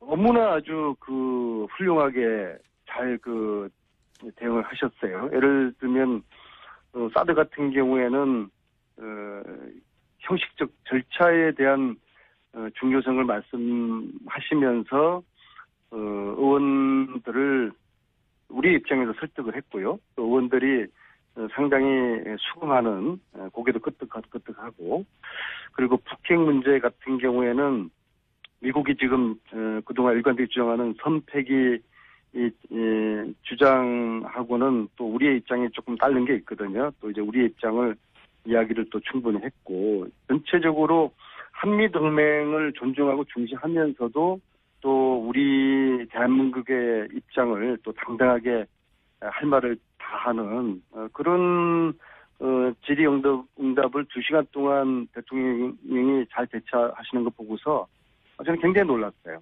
그 어떤 대통령의 순발력과 답변 내용과 수준에 정말 저는 굉장히 놀랐어요. 알겠습니다. 지금 김현정 뉴스쇼 CBS 뉴스쇼에도 안민석 의원 인터뷰가 나오고 있다는 제보가 계속 들어오고 있기 때문에 분신술을 사용하시는 겁니까? 아니면 그거는 제가 녹음을 했어요. 3원 중계를 하시는 겁니까? 녹음을 하셨군요. 자, 여러 가지 이야기 하고 싶으시면 제대로 못할 얘기가 많다고 하셔가지고 오늘은 간단하게 여기까지만 듣고요. 혹시 꼭 해야 되는 얘기 있습니까? 지금 당장? 제가 여기 이제 수행원 자격으로 왔기 때문에 이제 내일 정상회담을 앞두고 제가 지금 말을 극도로 아껴야 되는 그런 처지라서 하고 싶은 말을 제대로 못하는 것 그리고 제가 말을 이렇게 하게 되면은 내일 회담 앞두고 혹시라도 이제 우리의 또 어떤 전략이나 카드가 노출될 수도 있기 때문에 그것은 우리 그 뉴스공장 청취자들께서 그렇게 이해를 좀 해주시기 바라겠습니다. 알겠습니다. 돌아오시면 자세한 이야기 듣도록 하겠습니다. 감사합니다. 네, 수고하세요. 네, 회담이 곧 있습니다. 해서 지난 대선 기간 문재인 대통령의 외교 안보 자문 그러면서 활동했던 분 저희가 직접 스튜디오에 모셨습니다. 연세대학교 최종권 정치외교학과 교수님 나오셨습니다. 안녕하십니까? 예, 안녕하십니까. 최종권입니다. 예. 네, 저희는 이제 프로필만 보고 나이가 굉장히 많으신 분일 줄로 생각했으나 예. 굉장히 젊으시군요. 40은 넘었어요, 그래도. 어떻게 이렇게 교수 자리에 올라가셨어요? 예, 훌륭하신 분입니다. 아닙니다. 고맙습니다. 근데 이제 한미동맹에서 어떤 이야기가 오갈지는 사실, 우린 모르죠. 예. 우린 모르고, 저는 외교안보 자문그룹에서 활동하셨다고 하셔서, 그리고 최근에 한미동맹이 큰일 났다 하는, 네. 문특보, 미국 발언들을 가지고 이제 우리 언론이 크게 보도를 했고, 거기에 인용된 사람들, CSIS의 마이클 그린이라든가, 이런 분들이 미국에서 그런 말을 했다. 우리 큰일 난 거 아니냐. 한미동맹 끝장났다. 이런 보도가 엄청나게 쏟아졌잖아요. 그래서 제가 저 혼자 이제 얕은 지식으로 그렇게 거론된 전문가들이, 예를 들면 마이클 그린은 대단히 일본 편향이다. 일본의 관점을 대변한 발언들인데, 그걸 가지고 우리가 이렇게 난리치는 거는 너무 오버하는 거고, 모르면 바보고, 알고 그러면 나쁜 거다. 네, 이런 맥락으로 짧게 브리핑을 해왔는데, 이제 전문가를 직접 모시고, 우리가 이제 미국에서 돌려오는 소식들을 어떻게 걸러서 들어야 되는지, 그 얘기를 좀 해보고 싶습니다. 지금도 계속해서 미국에서 누가 한마디만 하면 이게, 이제 코멘트를 따서 우리는 그 사람이 누군지 잘 모르니까. 그쵸. 예.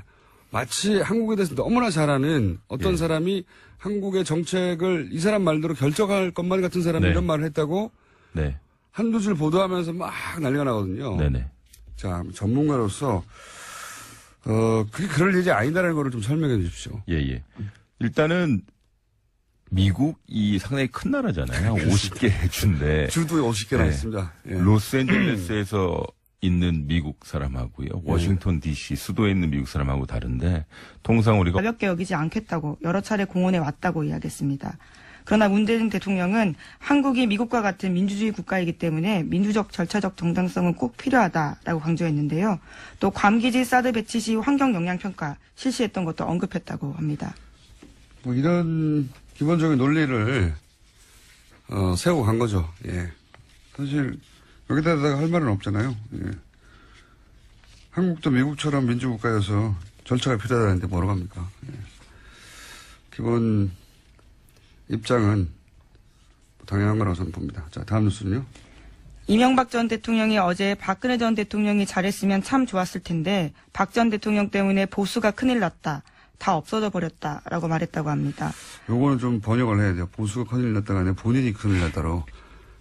본인이 큰일 났다라고 생각하는 것 같다. 네. 네, 어제 바른정당 이해운 대표 예방했을 때 이런 취지의 이야기를 했다고 하는데요. 네. 이 전 대통령은 이명박 정부 내각 인사들을 두고 세무조사가 진행되고 권력기관을 동원한 조사가 진행돼서 너무나 미안했다. 그렇게 털어도 문제되는 사람이 없지 않느냐라고 박근혜 정부 당시에 이야기를 또 했다고 합니다. 자, 뭐 다른 거는 본인도 고생했다 뭐 이런 얘기고 보수가 큰일 났다 다 없어져 버렸다가 아니라 내가 큰일 났다 나를 보호해줄 보수들이 무너졌다 이런 이야기로 저는 해석이 됩니다. 저는 그렇게 해석이 됩니다. 자, 뉴스 한두 개 정도 짚고 넘어갈 수 있습니다. 네, 자유한국당 전당대회 당대표 선거 계속 치러지고 있습니다. 28일에는 TV조선이 주최한 방송 토론회에 있었는데요. 거기서도 원유철 후보와 홍준표 후보가 말을 주고받았습니다. 홍 후보가 원 후보를 향해서 옴두꺼비 같은 행동한다라고 이야기를 했는데요. 원 후보가 타인 의견 존중하지 않고 막말하고 비아냥거리면 보수 정치 괴멸시킨다라고 이야기하자 그에 대해서 맞받은 겁니다. 네. 두 분이 이런 공방을 많이 하네요. 예. 그리고 이제 사탕을 건넸더니 뭐라고 그랬다고요? 사탕 안에 뭐가 들어있을 줄 알고라고 하면서 거절했다고 합니다. 홍준표 후보가요. 원유철 후보가 전해주니까.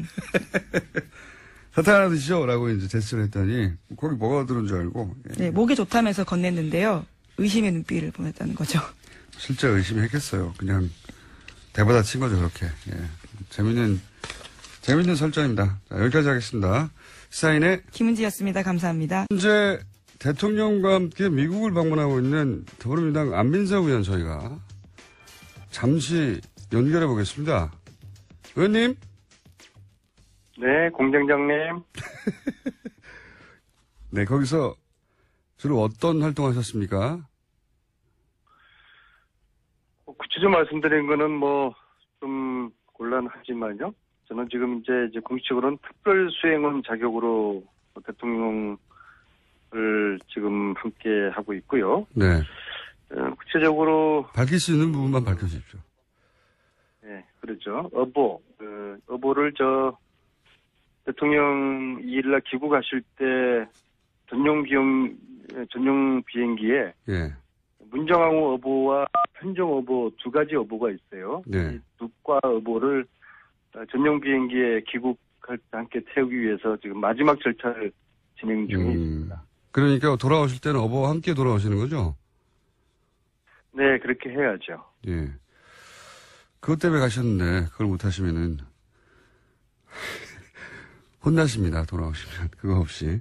자, 어제 국내에서 좀 화제가 됐는데 이 장진호 전투 네. 기념비 참배 그 현지에서는 어땠습니까? 직접 같이 동행하셨습니까? 네네네. 바로 그 대통령 바로 그 뒷자리에 있었고요. 네. 우리 공장장께서도 장진호 전투가 좀 생소하죠. 그렇죠. 예. 국내는 네,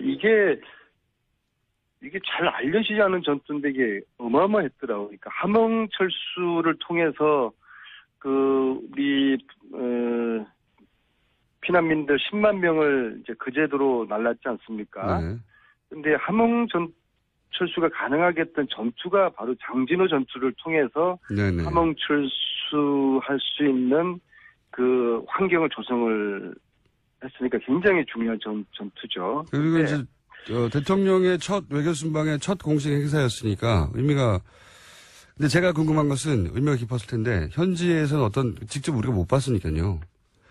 반응이 어땠냐는 우리가 거죠. 이제 대통령께서 대한민국을 지켜준 미국에 대한 감사의 의미로 거기를 들렀던 것이고 특히 함흥철수 피난민의 아들로 태어난 대통령에게는 이제 남다른 의미가 있지 않겠습니까? 네, 그거는 다 보도됐는데 제가 궁금한 거는 예, 현재 반응은요.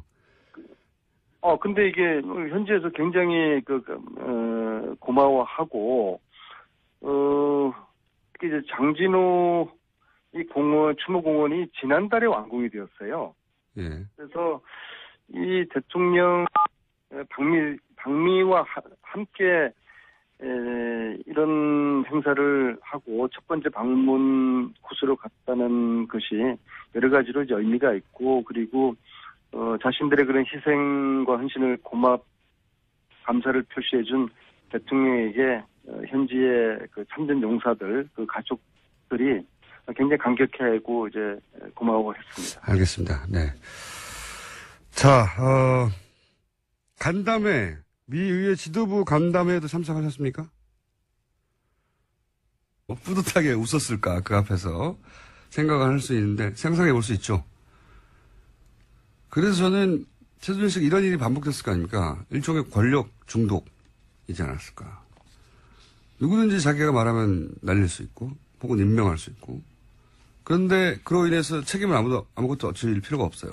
얼마나 신나요. 동시에 그거 때문에 자기한테 인사청탁을 했거나 또는 그걸 본 사람들이 다 고개를 줘야 될 거 아닙니까? 심각한 권력 중독이기 때문에 우리가 아는 만큼만 휘둘렀겠냐 이거죠. 네. 저는 훨씬 더 많은 일들이 있었을 것이다. 장시호 씨가 어제 이런 이야기도 해서 눈에 좀 띄었는데요. 이모가 항상 서로 개인 생활까지 다 알고 있어서 대통령이 나에게 약점을 잡혔다고 말했고 VIP가 나를 어려워한다 이런 주장을 했다고 합니다. 최순실 씨가 그렇게 생각하고 실제 권력도 휘두른 정황이 굉장히 많고, 예. 그런 정도의 권력 중독이었다면 저질렀던 일들 밝혀지지 않는 것들이 아직도 많을 것 같다. 그 과정에서 얻어낸 이권이나, 그 이권으로 얻은 실질적인 이익이 또 해외로 빠져나간 그런 은닉 자산들 굉장히 많을 것 같다. 꼭 다시 찾아야 된다, 이건. 예. 다시 한번 다짐했습니다. 이런 식으로는 절대 성공할 수 없다는 사례를 꼭 남겨야지 되지 않겠나. 자, 그래서 저희가 오늘, 이번 주, 오늘부터, 다시 은닉재산 추적 프로그램을, 시작합니다. 자, 다음 순요. 네, 어제 박근혜 전 대통령이 검찰에서 한 이야기도 잠깐 뉴스에 나왔었는데요. 최순실 씨와의 관계는 완전 소설이고 자기도 관련 뉴스 보고 놀라움의 연속이었다. 이런 이야기를 했다고 합니다. 게다가 정유현에 대해서는 이름 자체가 머릿속에 있지도 않다라고도 부인했다고 합니다. 박근혜 전 대통령이. 예. 네. 하지만 정유라 씨는 지난번에 들어와서 크리스마스 때도 통화했고 1월 1일에도 통화했었다고 밝힌 바가 있습니다.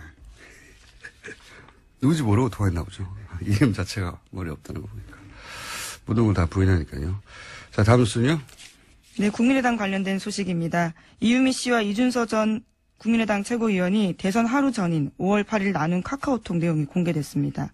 카카오톡에서 이유미 씨는 사실대로 모든 걸 말하면 국민의당은 망하는 거라고 해서 아무 말도 못하겠다라고 이야기했고요. 이준서 전 최고위원은 사실대로라면 무엇을 말하는 것이냐고 물었습니다.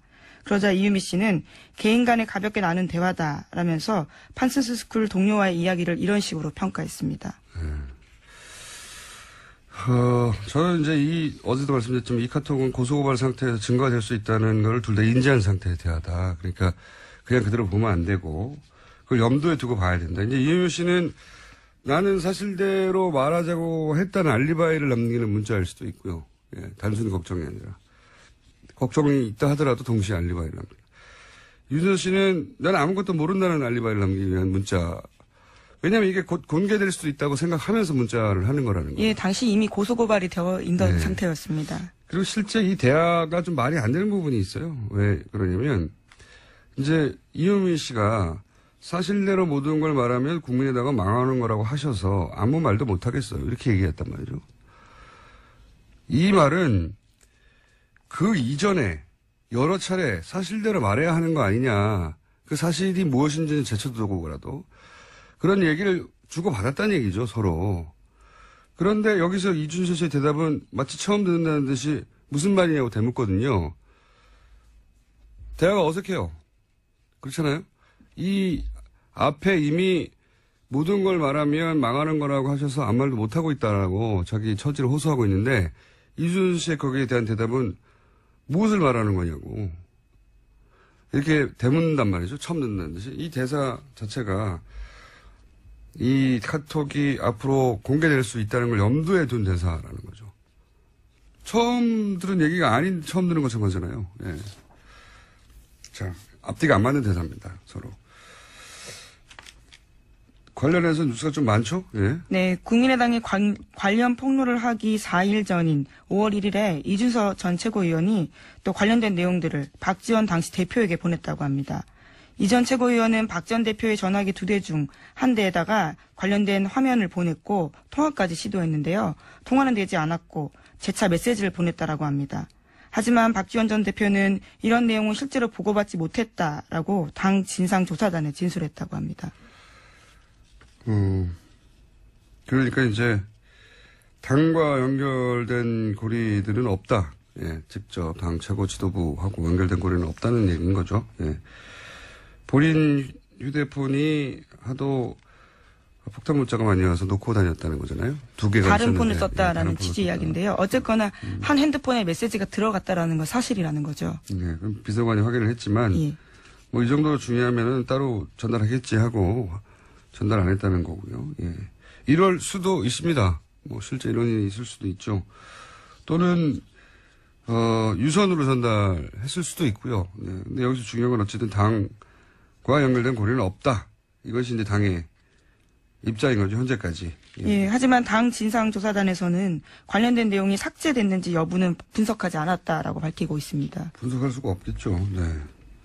이건 뭐 수사기관에서 해야 되지. 통신영장 받아서. 이용주 의원도 뭐 녹취를 사전에 들어보진 못했다고 하고, 당 지도부들은 이 사안이 이렇게, 기자회견 하기 전에는 허술한지도 몰랐고, 그리고 이걸 그렇게 활용할 줄도 몰랐다, 최고 지도부에서는. 그런데 이